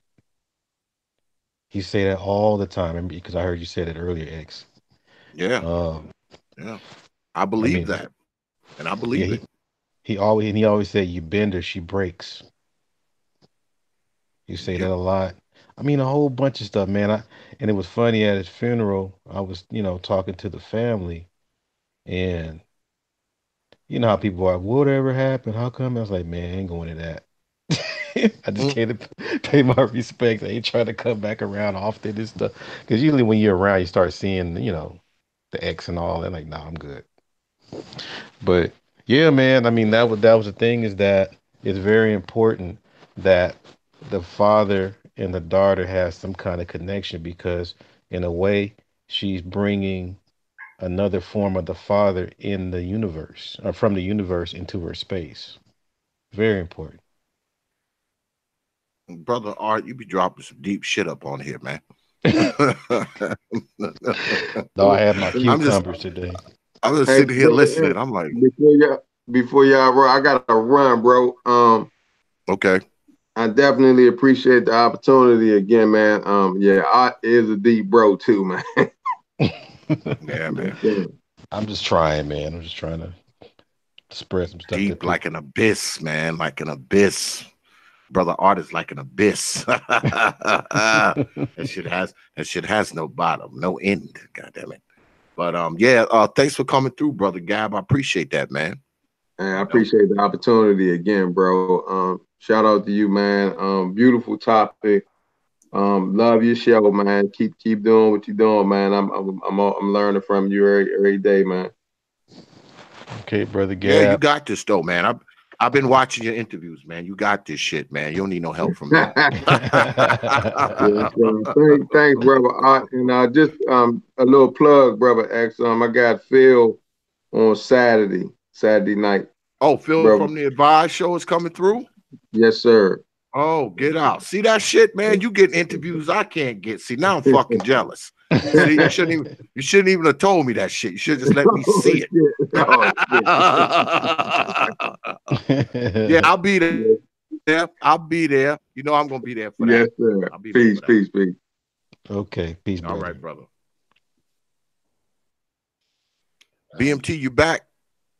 go ahead. You be disappearing on us, man. No. Actually, I had to put You be taking. my kids to bed.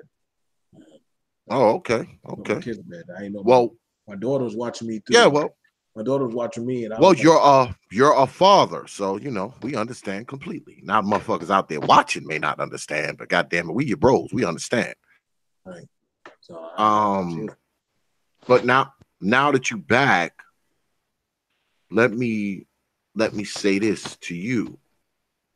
Do you think that us as men, are we fortunate? I mean, were we able to find that needle in a stack of needles? That's why we chose to get married, because we were able to find um a woman who actually, was worth marrying when a lot of brothers cannot. What's your take on that? I'm gonna say yes. I would say finding a good woman that suits you, that helps polish and perfect you. Yes, as men, we recognize that when we took our mate and we said, "This is what we want. This is what I want for me." And I did that with my wife, um, and I told her, "I want to get married." She was like,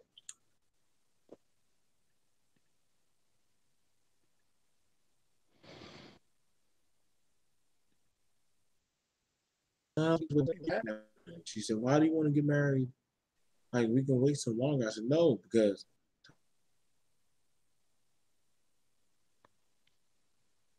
tomorrow's not for me. I played Marvin Gaye just to keep you safe."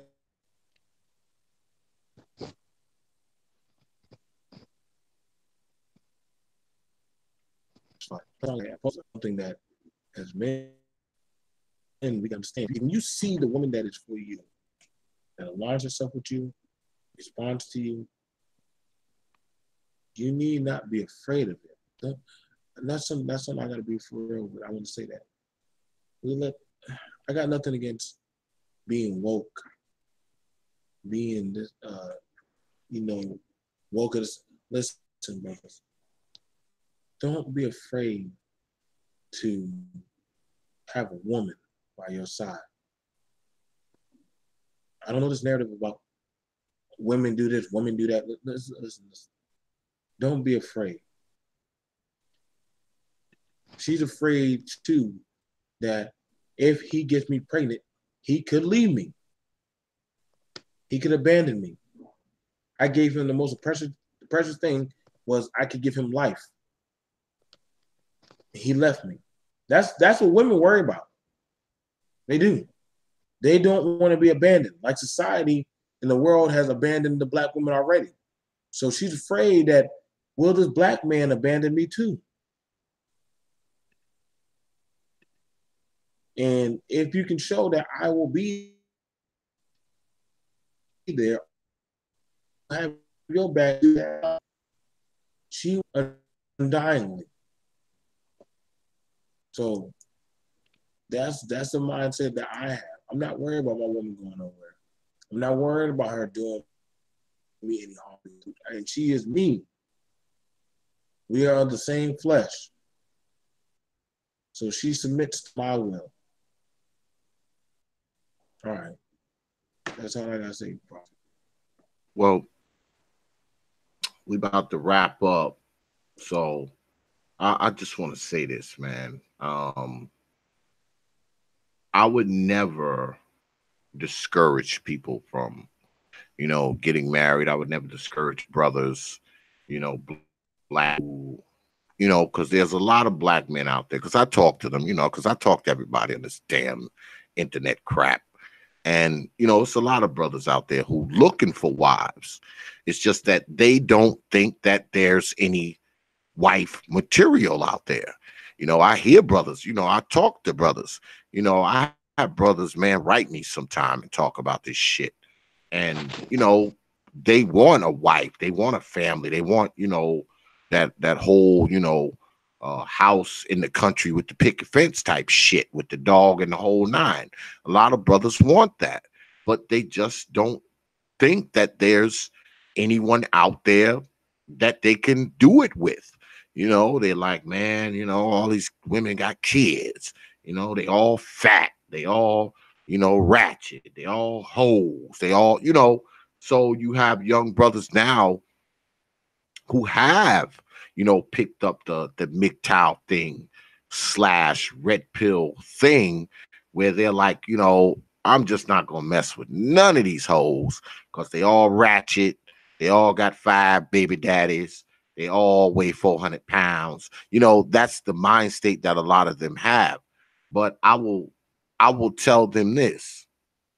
With everything that goes on, with everything that goes on out in the world, and we know there's a bunch of ratchet and fat baby mama hoes out there. We know that. We can sit up here and act like we don't, but that's the reality. So that in itself would make me tell you brothers that, if you do happen to run into that wifey material woman, you better look like trying to wife her. Because if you don't, some other brother is. Yeah, some other brother's going to do it. If you don't, some other brother's going to do it. Okay? Especially if she's wife material for real. So you fuck around and run into somebody that's wife material, somebody that you can actually build something with. And you let that pass by because you're on this shit like, oh man, I don't want to do this because of whatever.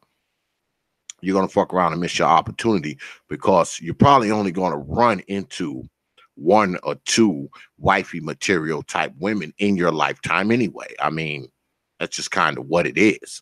It's not like you're going to run into like 25 wifey material women. It's not going to happen. It's just not, Maybe if you go somewhere else, maybe you go to some other part of the world, but here in the United States, you're not running into 20 wifey material women. You're not. The odds are greatly against you, my brothers. But what's gonna make you brothers marry is yourself. Whatever you got going on in your head, whatever your expectations are, and more than likely, when you're done running around thinking with your dick, okay? When you get tired of that shit, that's what's gonna make you want to marry. When you tired of running around thinking with your dick. Now, brothers may want to grow old by themselves. They may want to be some 65-year-old man walking in the park feeding the pigeons and shit. Maybe that's what they want to do. And if that's what you want to do, that's fine too. But it'd probably be nicer to feed those pigeons, with your 60-something-year-old wife, you and her together. Okay? Because once you get to be 60, 70 years old, that red pill MGTOW shit, that shit is going to be meaningless. That MGTOW shit is meaningless when you're 75. Yeah, it's cool now. You're 25, you're 35. Yeah, that MGTOW shit is all gravy. But when you look up in your ass 70 years old, and guess what? We're all going to be that age one day. All we have to do is live to see it. The only thing that's going to keep you from getting to that age is getting to that age. That's the only thing that's going to keep you from getting to that age. Is you not living to see it. Eventually, your black ass will be 70. Eventually. All you got to do is live long enough. So think about that. Think about that long term. Because when you think about marriage and family, all that shit is long term. And I'll say again for the fourth time tonight, family is part of, if not most of, the cure of what ails Black society. Family. And once again, where does family begin? It begins with a Black marriage, a Black union. We need to get off of this bastardized freaking sense of family that we got, because we've tried it for the last 40, 50 years, and this is what we have. So obviously, it's not working. Yeah, it's not working. So it's time to try some other shit. Maybe it's time to go back to the old school way of doing shit. Maybe we need to segregate our damn selves. Because, see, when we were segregated from white folks, we had families. We were probably married like 70, 80% of the kids was coming out of marriages. So maybe we need to segregate our damn selves. If all we had to rely on for any type of structure or backing or strength is us, maybe more of us would be thinking family as opposed to thinking fuckery. We think a lot of fuckery now. We don't think family. We ain't thinking about having our kids named after us. We're not thinking about our grandchildren. We're not thinking about family reunions and family legacy and family dynasty. We ain't thinking none of that shit. Why? Because none of us are thinking marrying. None of us are thinking matrimony. None of us are thinking family building. And I think that concept needs to change. But what also needs to change is the rest of Black society thinking the Black man in the family is optional. No. If you want a family, you have to have a Black man in it, or it is not a family. It's not. You and your 9 babies are not a family. They're not. I'm sorry to bust your bubble, but if there's not a man there, that is no family.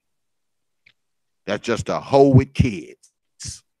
That's it. At least my baby got green eyes and good hair. All 9 of them. All 9 of them. any any last words from you, brothers, before we peel out, man? You know I'm quick, man. I'm quick. any last words before we peel out of here, man? Yeah, so for those people that are listening and got these doubts and all this kind of stuff, you got to be willing to put in the work. I don't care how much you think that the situation's supposed to be perfect when you walk in it. That's not the case. You got to put in the work 24/7 to keep your heaven maintained. You know, because that's your heaven. That's where you rest your head. So, I mean, that whole thing, man, is that I mean, the fact that you are providing the electricity to the magnetic purposes of the female, you know, that's how you be able to produce power. There's a saying, men seek power for love and women seek love for power. So if you're able to, I mean, all of it is a mathematical equation that you have to make sure that you maintain its value. So, I mean, the fact that you just holding hands with your wife, hell, that's energy. I mean, and the thing is, you're like, well, what kind of energy?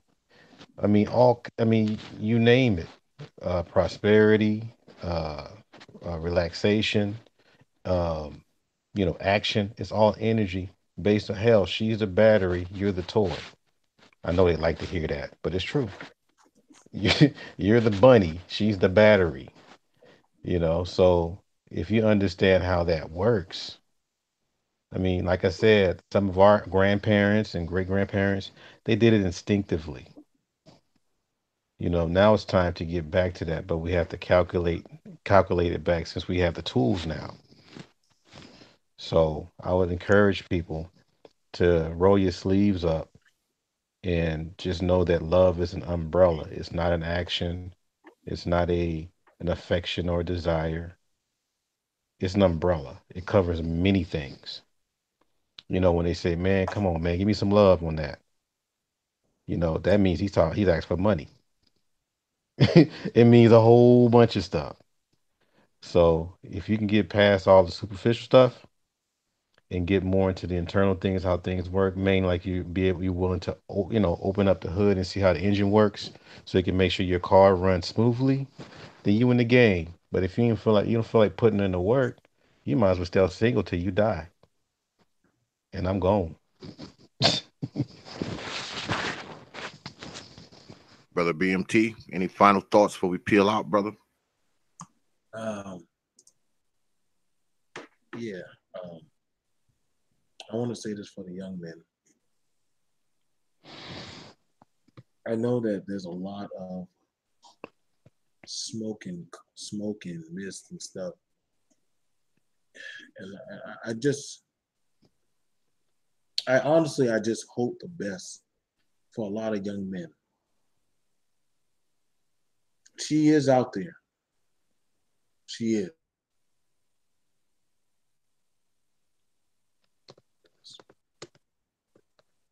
What they're saying.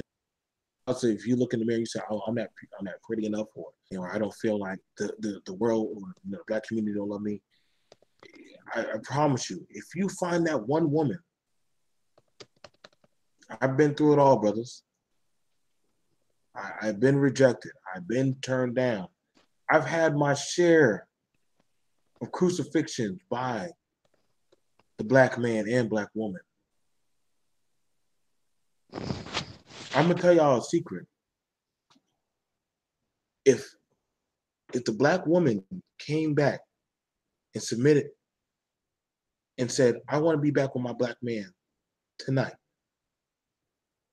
the manosphere would die off. The female spirit, whatever shit that they got, it would die off. Just like that. There'd be no point in it. It'd be no point. You don't believe me? Ask Art, ask Info, ask Prophet, ask majority of us men who know this. We know this. That is why a lot of us who already are where a lot of and mind you, a lot of the stuff that what a lot of men and women talk about, they're working to where we are already at. That's the ultimately they talk about what we are doing, being successful, having our own legacy, running our own home, being productive people in society.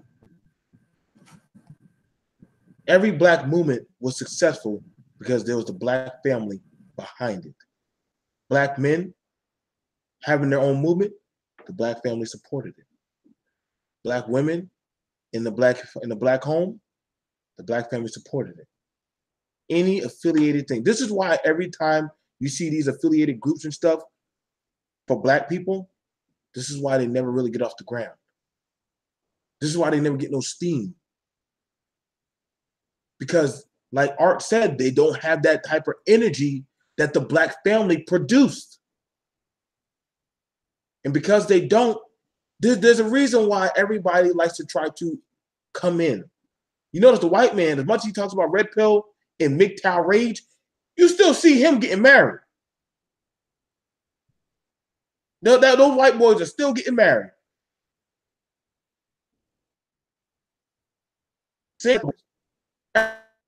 Everybody's talking about getting married. The black man, they don't mind you saying, fuck that black woman. Nah, do by yourself.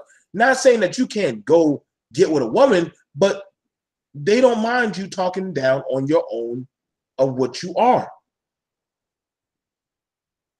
Because so long as they understood the most dangerous the black man was when he was protecting that family.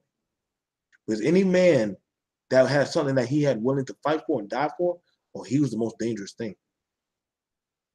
That's a dangerous man.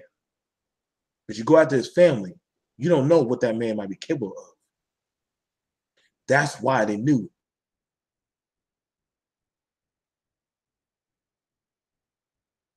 They have a strength to protect that woman and that child. That's that animalistic, primitive strength that they tried to harness.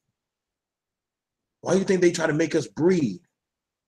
Why do you think they try so hard to control the family narrative? Make the man in the home or the boy in the home be effeminate and weak. The women to give her the narrative to say, I don't want the man. But see, they don't mind. They make sure their woman understands. Listen, that you tell that shit to the black woman. But when you get back to my fucking house, you drop that shit at the fucking door. You know who you submit to, woman. There's a reason why those white girls submit so quickly to their white daddy. The black man, he yearned for that. Hey, I used to get that, didn't I, at one time? Nah. Your woman never loved you. No, I believe at one time she did. It's a narrative, y'all. It's a psychological narrative. Don't y'all notice that Cardi B can openly say, I raped black men, I robbed black men, and that there's no type of rape. Our women feel some type of way, but our men feel ashamed to talk about it? Yep. Don't y'all notice that type of psychological conditioning? At one time, we would never like some kind of bullshit like that happen. Not just to one black man, she did that to many black men. There was at one time you could not do wrong to our because you knew that we will fuck back with you. You wouldn't have an Austin Shoefield put his hand on a black woman. Why? Because there'll be 10 black men already at his fucking door that same night. That was our power. That was when we were dangerous. Ain't nobody worries about us anymore because they know we don't have each other's back. So that's when they know I can fuck with you as much as you want, and there's nothing you will do about it. I will disrespect you. I will disrespect your children. I will make sure I genocide y'all by making sure you hate each other to the core. And this is why I try to tell a lot of black men and women, close your ears to that bullshit. Look at me, your husband, and I look at you, my wife. And we focus on us. First government that a black man and a black woman learned was what? The home. Once you belong to the home, the other governments could not really infiltrate you. Because that was the only government that you needed, was the home. That's all I got to say, brother. Well, we have been joined by Brother Supreme. What's good, man? Hey, what's going on? What's going on, man? Well, we is about to close out, so I'm just gonna give you the last 10 minutes, man, to talk about this marriage piece, man. Tell us one, why you got married, and also tell us whether or not you think marriage is a dead institution as far as black men are concerned. Okay, so what was the second part of that question? Is marriage a dead institution? Because we hear it. You and I, we kind of frequent the same places. We hear it all the time. That marriage is dead, and black folks aren't getting married. Black men don't want to get married. So, speak to that as a married brother. Well, I got married because I value family, and also I'm not of the mindset of the whole how do you put it, um the just open type of play relationships and stuff. To me, I guess you could say I'm the exact opposite of in ARC. Uh, if that makes any sense. So you spent a lot of time thinking with your mind and not your penis, is what you're saying. Basically, I'm not. I'm not. Not controlled in that way, and the things that um, I would say that turn me on or whatnot is not just specifically looks, So um, I guess I'm just one of those guys. So um, the other side of it, so far, is like you said, the circles and stuff that we listen to, and do people believe that? I guess within the so-called black community is marriage dead? Um, I think that if um, um, people get out of the social media aspect of everything and start to take stock in just having good relationships, that they'll be a lot better off in the community. I think that it's gonna be just a few people that are gonna get married, and that the institution within the black community is eventually going to just trickle down into um, just a few standalones. Um, I really do think that it's mainly because the culture doesn't promote family. And when you have a culture that doesn't promote and try to protect family, it's going to die.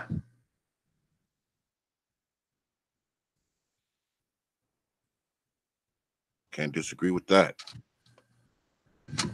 Sorry to get in so late, man, but I had some couple of things to do. But I was listening to what B.M.T was saying. It made a lot of sense, and I understand where he's coming from. But for us, unfortunately, I think it's just one of those things of too much, too little, too late. Um, Not to say that, like I said, that it's just going to die out completely. No, there's always going to be some individuals that are going to hold on to different standards and morals and so forth, and they're going to get married. They're going to do it the right way, and they're going to build a family that way. But specifically within the black community, you have so much going against you that um, to just stay within ourselves, nah. I think that's going to be a very small group, and then there's going to be a lot of others, perhaps like myself, that branch out into other communities and stuff to get that done. Um, because unfortunately, at this time, a lot of other communities seem to value family a little bit more than we do. Yeah, well, me, I'm not mad at brothers who are in America and say, you know what, I can't deal with these women in America. I need to go somewhere else to find me a wife. I'm not mad at them at all. I mean, I'm not. They got to do what's best for them. I mean, if they don't think there's a worthy wife here, I can't judge them because they want to go somewhere else to find a Right. wife. I mean, I just can't. I mean, every brother got to do what's best for him. I mean, and and the days and times that we live in now, brothers have a lot of options. So I'll be the last one to say, no, man, you should marry this person instead of that person. I'll be the last let, person to say that shit. That don't let, make let me no pose a sense. few questions to you. Go ahead. Like right now, Obsidian going in a lot on Rob Perkins, right? Yeah. And one of the things that him and the people that are in his type of circle say is that there's nothing guaranteed about marriage, and they'll kind of throw it to the side as it's something that is not necessary. However, to you, why would you say that just getting with somebody and trying to, have a family is different from marrying a woman and having a family? What's your thought? Well, I mean, to that point, saying that it's not, that anything can happen and it's not definite. I mean, a lot of things in life are not definite. But Hmm.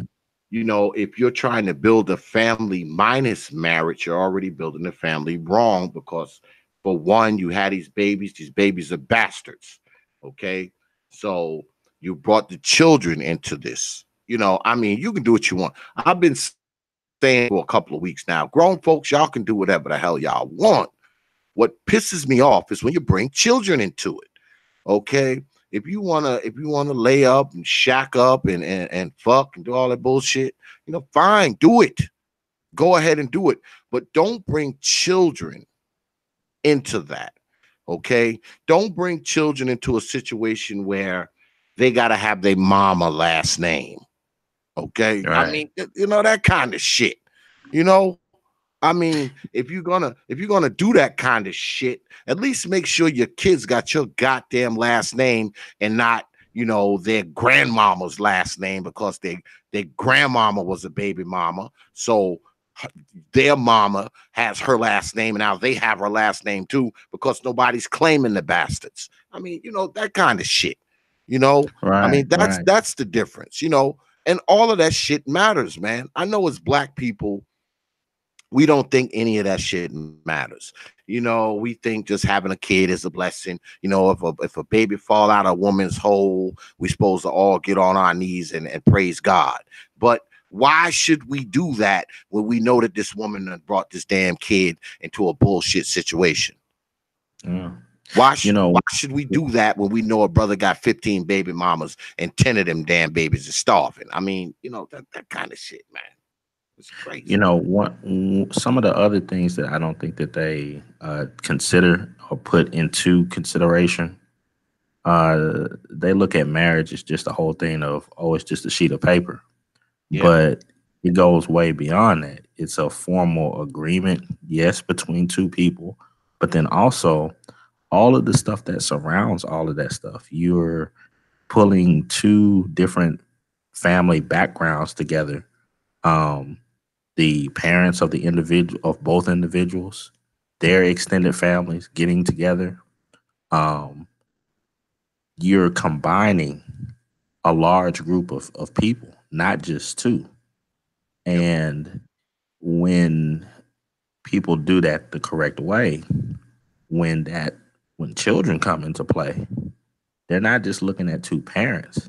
They have two families on two different sides that Exactly. they have a foundation from. Yeah. And those people that just do this whole thing of, oh, I'm gonna just get together and we have our kids and so that's it, and I ain't got to get married, and we just had this. It's like you're not getting that. You're not setting up a good legacy foundation for your children, Yeah. And the and goddamn and the and you're robbing them of that. exactly. And the branches of the family tree are fucking crooked. Yeah. Especially if you have a situation where if if children are being born, right? Hmm. Especially on the woman's side. And I didn't really want to talk about women tonight, but I guess I have to now for the last few minutes. If you're a woman and you have, say, 5, 6 kids, right? Mhm. and all these kids have different fathers, right? Mhm. Now, that tree is all over the place. All right. Correct. Correct. That tree goes into 6 different fucking directions. Okay. That genetic biological tree grows off into 6 different directions. Okay. Which makes it very complicated, not just at family reunions, but very complicated when you're talking about building a name, building a legacy, building a family tradition. It's hard when you got so many people in one family related to all these other people. You Correct. understand? Correct. And I think we've lost.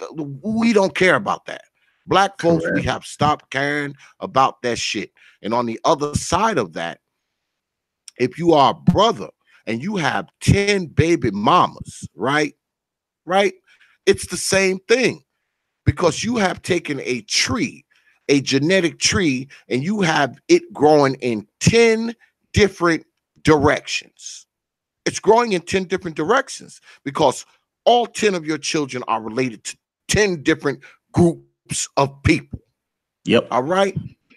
10 different And groups and of people. and right there, that is a key element because how can you have close family relations when your children have different mothers? Exactly. There's gonna be animosity. There's gonna be issues that come up with that. You are actually robbing your kids of having the ability to have close relations with their siblings You because got they're damn not right. gonna because they're not gonna grow up the same way. They're not Yeah. gonna grow up under the same roof. Nope. They're not gonna grow up under the same rules. Or the same values or the same integrity or the same counsel, instruction, guidance. I mean, all of that shit is going to be different. And not only Somebody. that, Mhm. I've talked about this before, and I know it pisses people off when I talk about it, but it's reality. Okay, if you're a brother out there like these brothers in Tennessee that I always reference, it's like 90 kids, man, between these 3 brothers. All right, one of these brothers got like 40, the other brother got 30, the other got 20. I mean, you got 35 kids, okay? Chances are most of them you probably don't even see. All right. So they don't see you, therefore they don't know you. They don't know you, right? So Mhm. you got all these kids running around not knowing who their damn daddy is. And you know us black folks, 75% of us never leave out of a 50 square mile radius of where we live at. What's to stop these kids from fucking each other? They don't even know who their father is. They got different mothers. They don't know who their father is. What if their father is the same guy? What if their father's the same guy? When you create family, you create these boundaries. You understand? Lack of family leaves these boundaries open, because I've done shows on these stories guys um where guys met women, and these guys didn't know who their father was, and they met these women and got ready to marry these women. They were fucking these women, and they go home to meet this woman's father, and the father looks at the kid and like, hey boy, who your mama? And once they find out who his mama is, they say, hey man, I'm your uncle because your daddy is my brother. I have done Yep. shows about that shit. All right. Yep. But see, Yep. when you have a family structure, you negate all of that. You understand? When you have family that you know, you don't have to worry about those kind of incidences. I think many of us, and I say this shit a lot, I think many of us are incest babies. We You, Many you of know, us have to be incest babies. I wouldn't be surprised on a lot of places. You know, there's a thing that it just popped up into my mind because like my grandfather was in the Navy, and when he died, he left an inheritance to my mom and her sister. But the thought I was thinking about was, okay, how does something like that work for like a Rob Perkins? If he had an insurance policy, how does that get split up? Exactly. Exactly. Like how do you look out for the long interest of your offspring in that way? Like like dudes like of that ilk, a lot of times they'll make the concession and say, well, yeah, I am in my kids' lives. Even though I got 5 or 6 baby moms, all this stuff, I'm in their lives. Okay. What happens if something happens to you? How does your assets get divided up for Exactly. the benefit of everybody? Lack of family, and I'm not shooting shots at you people out there who feel like you don't want to be no family, you just want to be just one singular person and all that kind of nonsense. I don't have a problem with that. You can do what you want, but lack of family creates bigger problems down the road. It creates problems with your legacy. It creates problems Correct. with your children. It just creates a lot of problems if you don't have some type of family structure. See, me, I'm big on legacy. I'm big on name. Okay. Mhm. All my kids have my last name. My grandbabies have my last name. So, I'm big on that. I guess because, see, I'm a patriarch. All right. I'm what you call a patriarch because my old man is dead. Right. So I'm the old guy now. All right. I'm the old fucker now. So it means something to me. The people who have my name. All right. The people who carry my name and will be able to carry my name on long after I'm dead. To me, that means something. It means something to me. Maybe it doesn't mean anything to other people. Maybe they don't want to carry on a legacy. Maybe they don't want to pass down their name. Maybe they don't want to do that, but I want it to. All right. My grandson is named after me. Why? Because his father, my son, is named after me. So guess what? It'll be an X running around here long after my black ass is dead. All right. And to me, that means something. It but to means go something. to, but to add to that, X, a little bit of your essence, the way that you do things, the way that you went about life, those lessons are being passed down through your family lineage. Exactly. Exactly. And if those things are hard learned, those are things that you can't just tell a child. They experience it and they see the example day in and day out, and then they choose to mimic those things. Yep. If you're a baby dad or something like that and you ain't around, they not gonna mimic you, man. They Hell all no. they all And they gonna go and for if what they and know. if they do, they're gonna be mimicking the All your bullshit. all your negative attributes. They're gonna All the be, stuff of, oh, I don't need to be around. Oh, yeah, marriage isn't important. yeah. Oh, I planning family I and stuff, that ain't I important. can have 7 baby mamas, Yeah. just like dad does. The government will take care of Just like, it. yeah, I can have 7 baby mamas just like dad does. Yeah, That's man. crazy, Yeah, man. man. That The, that the kind of last shit is the point, shit black folks need to think about, man. the last Go ahead. point that I'll put on the whole thing about marriage is the reason why I think so many within our communities run from that whole idea is because it takes concerted effort in planning. It's for the long term. And we live in a society that's wants everything microwave. They Instant don't want to do the slow gratification. cook. Yep, instant gratification. You That's know, there's been a lot of times where I'm sure you've had some run-ins with your wife, disagreements and different things, but you look at the big picture. We have built a family together. I'm not going to give this up over some little disagreement. Whereas dudes that are on this whole, oh, I just had a baby mama, oh, I don't get along with my baby mama, I left her and got another girl. It's like, nah, it don't work that way. And that's why they don't want to get married. They don't want to be committed. And that goes for women too. Yeah, and they have a right. They have a right to do so. They have a right to do whatever they want to do and see life the way they want to see it. Because I damn sure do. Yeah. But my problem is when they say, okay, this is how I want to be. I don't want to be married to nobody. I don't want to be this, that, and the other thing. But they continue to have children and shit. I mean, if you yeah, I mean, if you don't want to be with nobody and you don't want to marry nobody, I mean, kids for. Why are you bringing them into the situation? That goes for the men and the women. If you don't want to marry none of these 10 women that you fucking around with, make it your business not to knock them the fuck up. And the ladies, if you don't want to be with or marry none of these guys that you got 9 and 10 babies by, stop fucking having babies by them. Like I always say, y'all are adults. Do what the hell you want. Quit bringing children into the shit.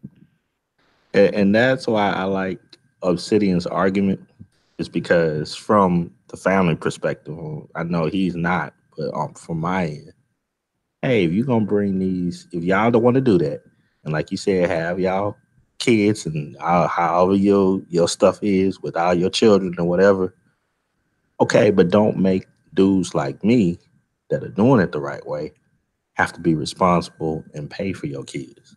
Exactly. I mean, you want to get out here, you claim you don't want to save yourself for marriage. You want to get out here and you want to fuck all these dudes and you want to have all these babies and shit, and you expect other people to come to your damn rescue.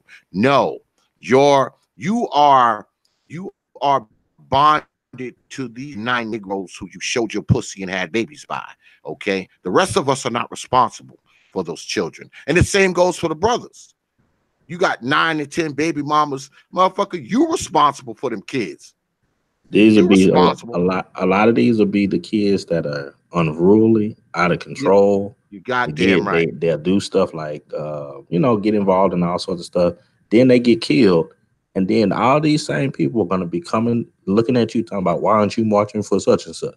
Yeah. I'm like, wait, shit, man. That's the thing. That's the thing. That's what bothers me. Okay, I mean, because you hear people talk this shit all the time. You know, I don't want to get married. I don't want to do this. I don't want to do that. But God damn it, you got 5 kids. You don't want to get married. You got 8 baby mamas. So what the fuck are you doing then? Yo, you just want to do this? This is better. This is better. Having 8, 9 baby mamas is better. I mean, if you plan on having babies, why not just get one woman and pump 8 babies in her, as opposed to running around and you got 8 baby mamas? And the same with these hoes. At least even in that situation, it would still come down to 2 people making decisions about their children. Not exactly. Not 5 or 10 or 15 people trying to make decisions. Because you know why, Brother Supreme? Because that would be what? A family. Correct. That would be a family. But you know, us black folks, we're too good for family. We don't have time for that shit. Now, we'll have plenty of babies now. Yeah, we don't have a problem doing that. You know, fucking crayon box. You know, you ever see these women walking down the street? They got like 6 kids and they all got different faces and they all different colors and shit. It's like a fucking crayon box. Like, come on, man. This is the shit we want. We want this shit. We don't want family. We want a bunch of crayon boxes and a bunch of fucking kids who don't even know who their damn daddy is, because the black ass woman don't even know who he is. But we about to wrap up, man. I'm glad you came through, man. You know you my boy, Brother Supreme. This was good shit, man. We're gonna have to do another one of these, man. We have to do another one of these, man. And you know, because the brothers was dropping some jewels earlier, man. Brother Gab, Brother B.M.T, you know, so they was dropping it, man. They was dropping some deep shit. Yeah, I'm gonna have to catch it. I'm gonna have to catch it on the replay. But I know all of those are heavy hitters, man. You got I'm the light hitter at the end.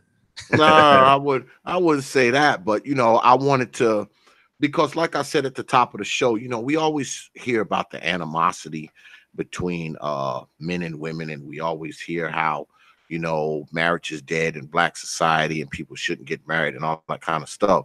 So, you know, I wanted to get some brothers together that I know are married and let them talk about it, as opposed to a bunch of motherfuckers who got 5 and 10 baby mamas talking about how marriage is bad. How fucking women who got 4 and 5 baby daddies sitting around talking about how marriage is bad. I mean, you know, X, you just brought something to my mind. Think about it from this perspective. What happened if the last of us, what happened if we was gone? and they just had it, and they just had it their way to where it was just everybody just doing whatever they want to do, doing whatever. Where are your families at then? It'd be chaos, man. It'd be chaos, anarchy, and all the shit that comes along with that, man. Name one dude that's out there that's doing it the way that they are saying it is done, where you having all these kids that are coming up and they're being successful. Think about it, folks. That's a good moment to end on, Brother Supreme. Think about that, Negroes. All right, X, you take it easy. Yeah, man, I want to thank you, man. Come through, man. Don't let this be the last time, man. I want to see you on DXL next week, brother. All right, my man. Yeah, good show tonight. Very insightful. We made a sharp right turn on DXL tonight, and because y'all know how we usually get down here, it's usually a berserker's barrage. But tonight, we talked a serious topic. Yeah, I'll just say this before I get up out of here. Black people, okay, we know the answer to most of our problems. And I'm not necessarily saying that marriage is the answer, but what if none of us from here on in, we can start this tomorrow, except the people that's already pregnant and already got kids, y'all are already excluded. I'm talking about the other people. What if these people say, okay, I'm not having children until I'm married to someone. Now think about that for a second. I'm not having children until I'm married to someone. You know what that would eliminate? That would eliminate one, illegitimate kids named after their black ass mama. Number two, it would get rid of this baby mama situation. It would get rid of this baby daddy situation. And you know what it also would curb? It would curb poverty right off the rip. Poverty would drop tremendously. Poverty would drop. So poverty would drop. What else would drop? Crime, drugs, all that BS that we always talk about. So all of that shit would change simply from black people building families. A lot of it would change. Of course, it would still be some BS out there. It's not like it would all just evaporate. But families would change a lot of this stuff, man, that we see every day. It would change a lot of it, and it would change it quick too. You would see the difference in 5 to 10 years. You just would. And the difference would be dramatic, and it would be noticeable. Then, and only then, would black people be in a position to not just step up, but come up and level up, as Brother AM1 always says. Level up. It's something to think about. It is. It's something to think about. And I'll tell you, ladies, because this is for you. If you plan on getting married, you need to ask yourself what makes men marry. Because the only way you're going to get married is if you find yourself in that description of one of those things that makes men marry. Because if you don't find yourself within those descriptions, like the ones you heard tonight, you'll be asking yourself why men ain't marrying me. But anyway, I want to thank everybody for coming out tonight, man. Good show. Like I said, very serious show, man. Serious was up here tonight. It was all good. I want to thank everybody in the chat for throwing in your comments. Thank my moderators for doing what you got to do. And also, I want to thank you for watching us and spending some time with us tonight. It's always appreciated. Now, what I want you to do is get your butt down to Proper Thought Series on Facebook. That's Proper Thought, one word, series, next word on Facebook. It's a community page. That's our main page. Go ahead, like the page, share the page, follow the page. There's always some good stuff going on down there. And you can usually find out what's happening on the TPOT YouTube page. And you can catch it with old X down there too. Just drop me a line and I'm guaranteed to get back to you within 24 and 168 hours. Also, while you are there, get on over to the Proper Thought Series fan group page on Facebook. The Proper Thought Series fan group page on Facebook. It's a fan group page. Go ahead, request to be a member. You will get in there quick. There's always some good shit going on down there because it's a fan page, so you ain't just got to listen to X talk shit. There's other people down there posting and talking shit as well. Also, check us out on WhatsApp and Instagram. That's Prophet of Thought on Instagram. Leave out the series. Follow us on Instagram. You guaranteed to get a follow back. And here we go again with the coup de grace. I need you to get your black behinds down to the list at TPOT Media on Twitter. That's at TPOT Media on Twitter. I know you can remember that. Get on down there. Follow us on Twitter, because if you do not follow us on Twitter, I will haunt you in your dreams for the next 5 years. So once again, I want to thank everybody for coming out tonight, man. Good show. Like I said, I can't say that enough.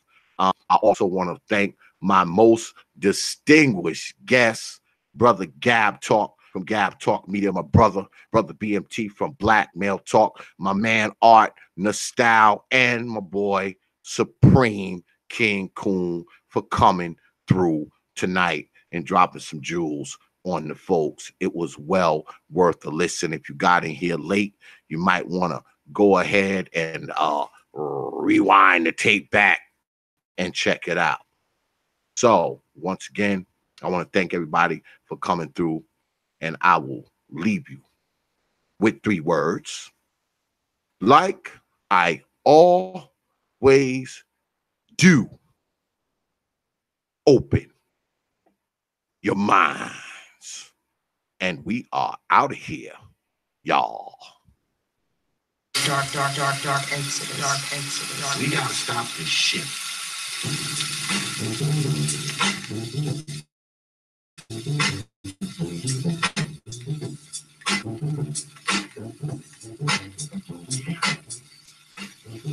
Think about this. Peace, folks.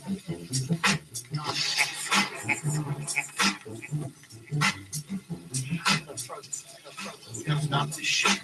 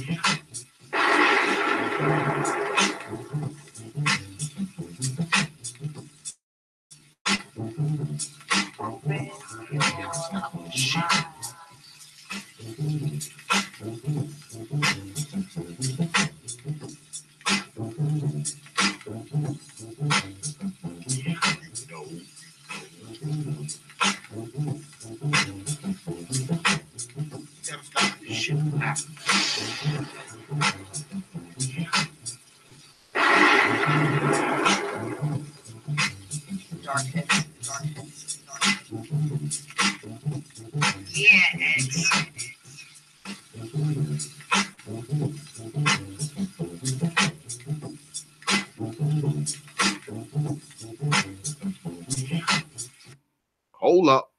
Check this out.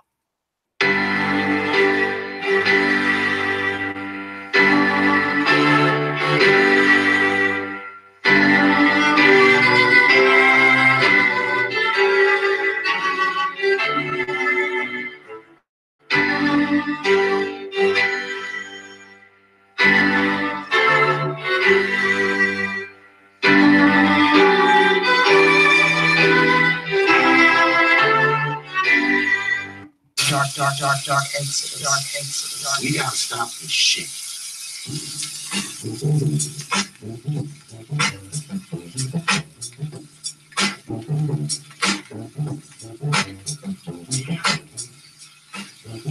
Think about this.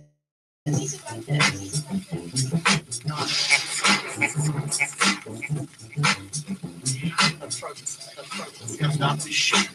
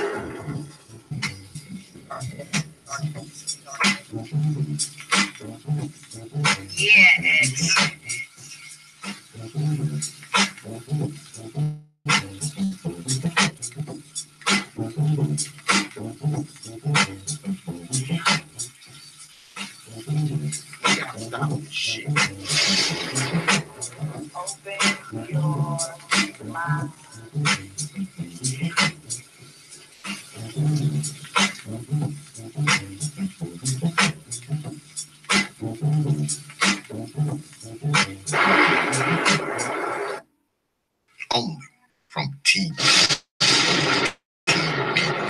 Open your minds.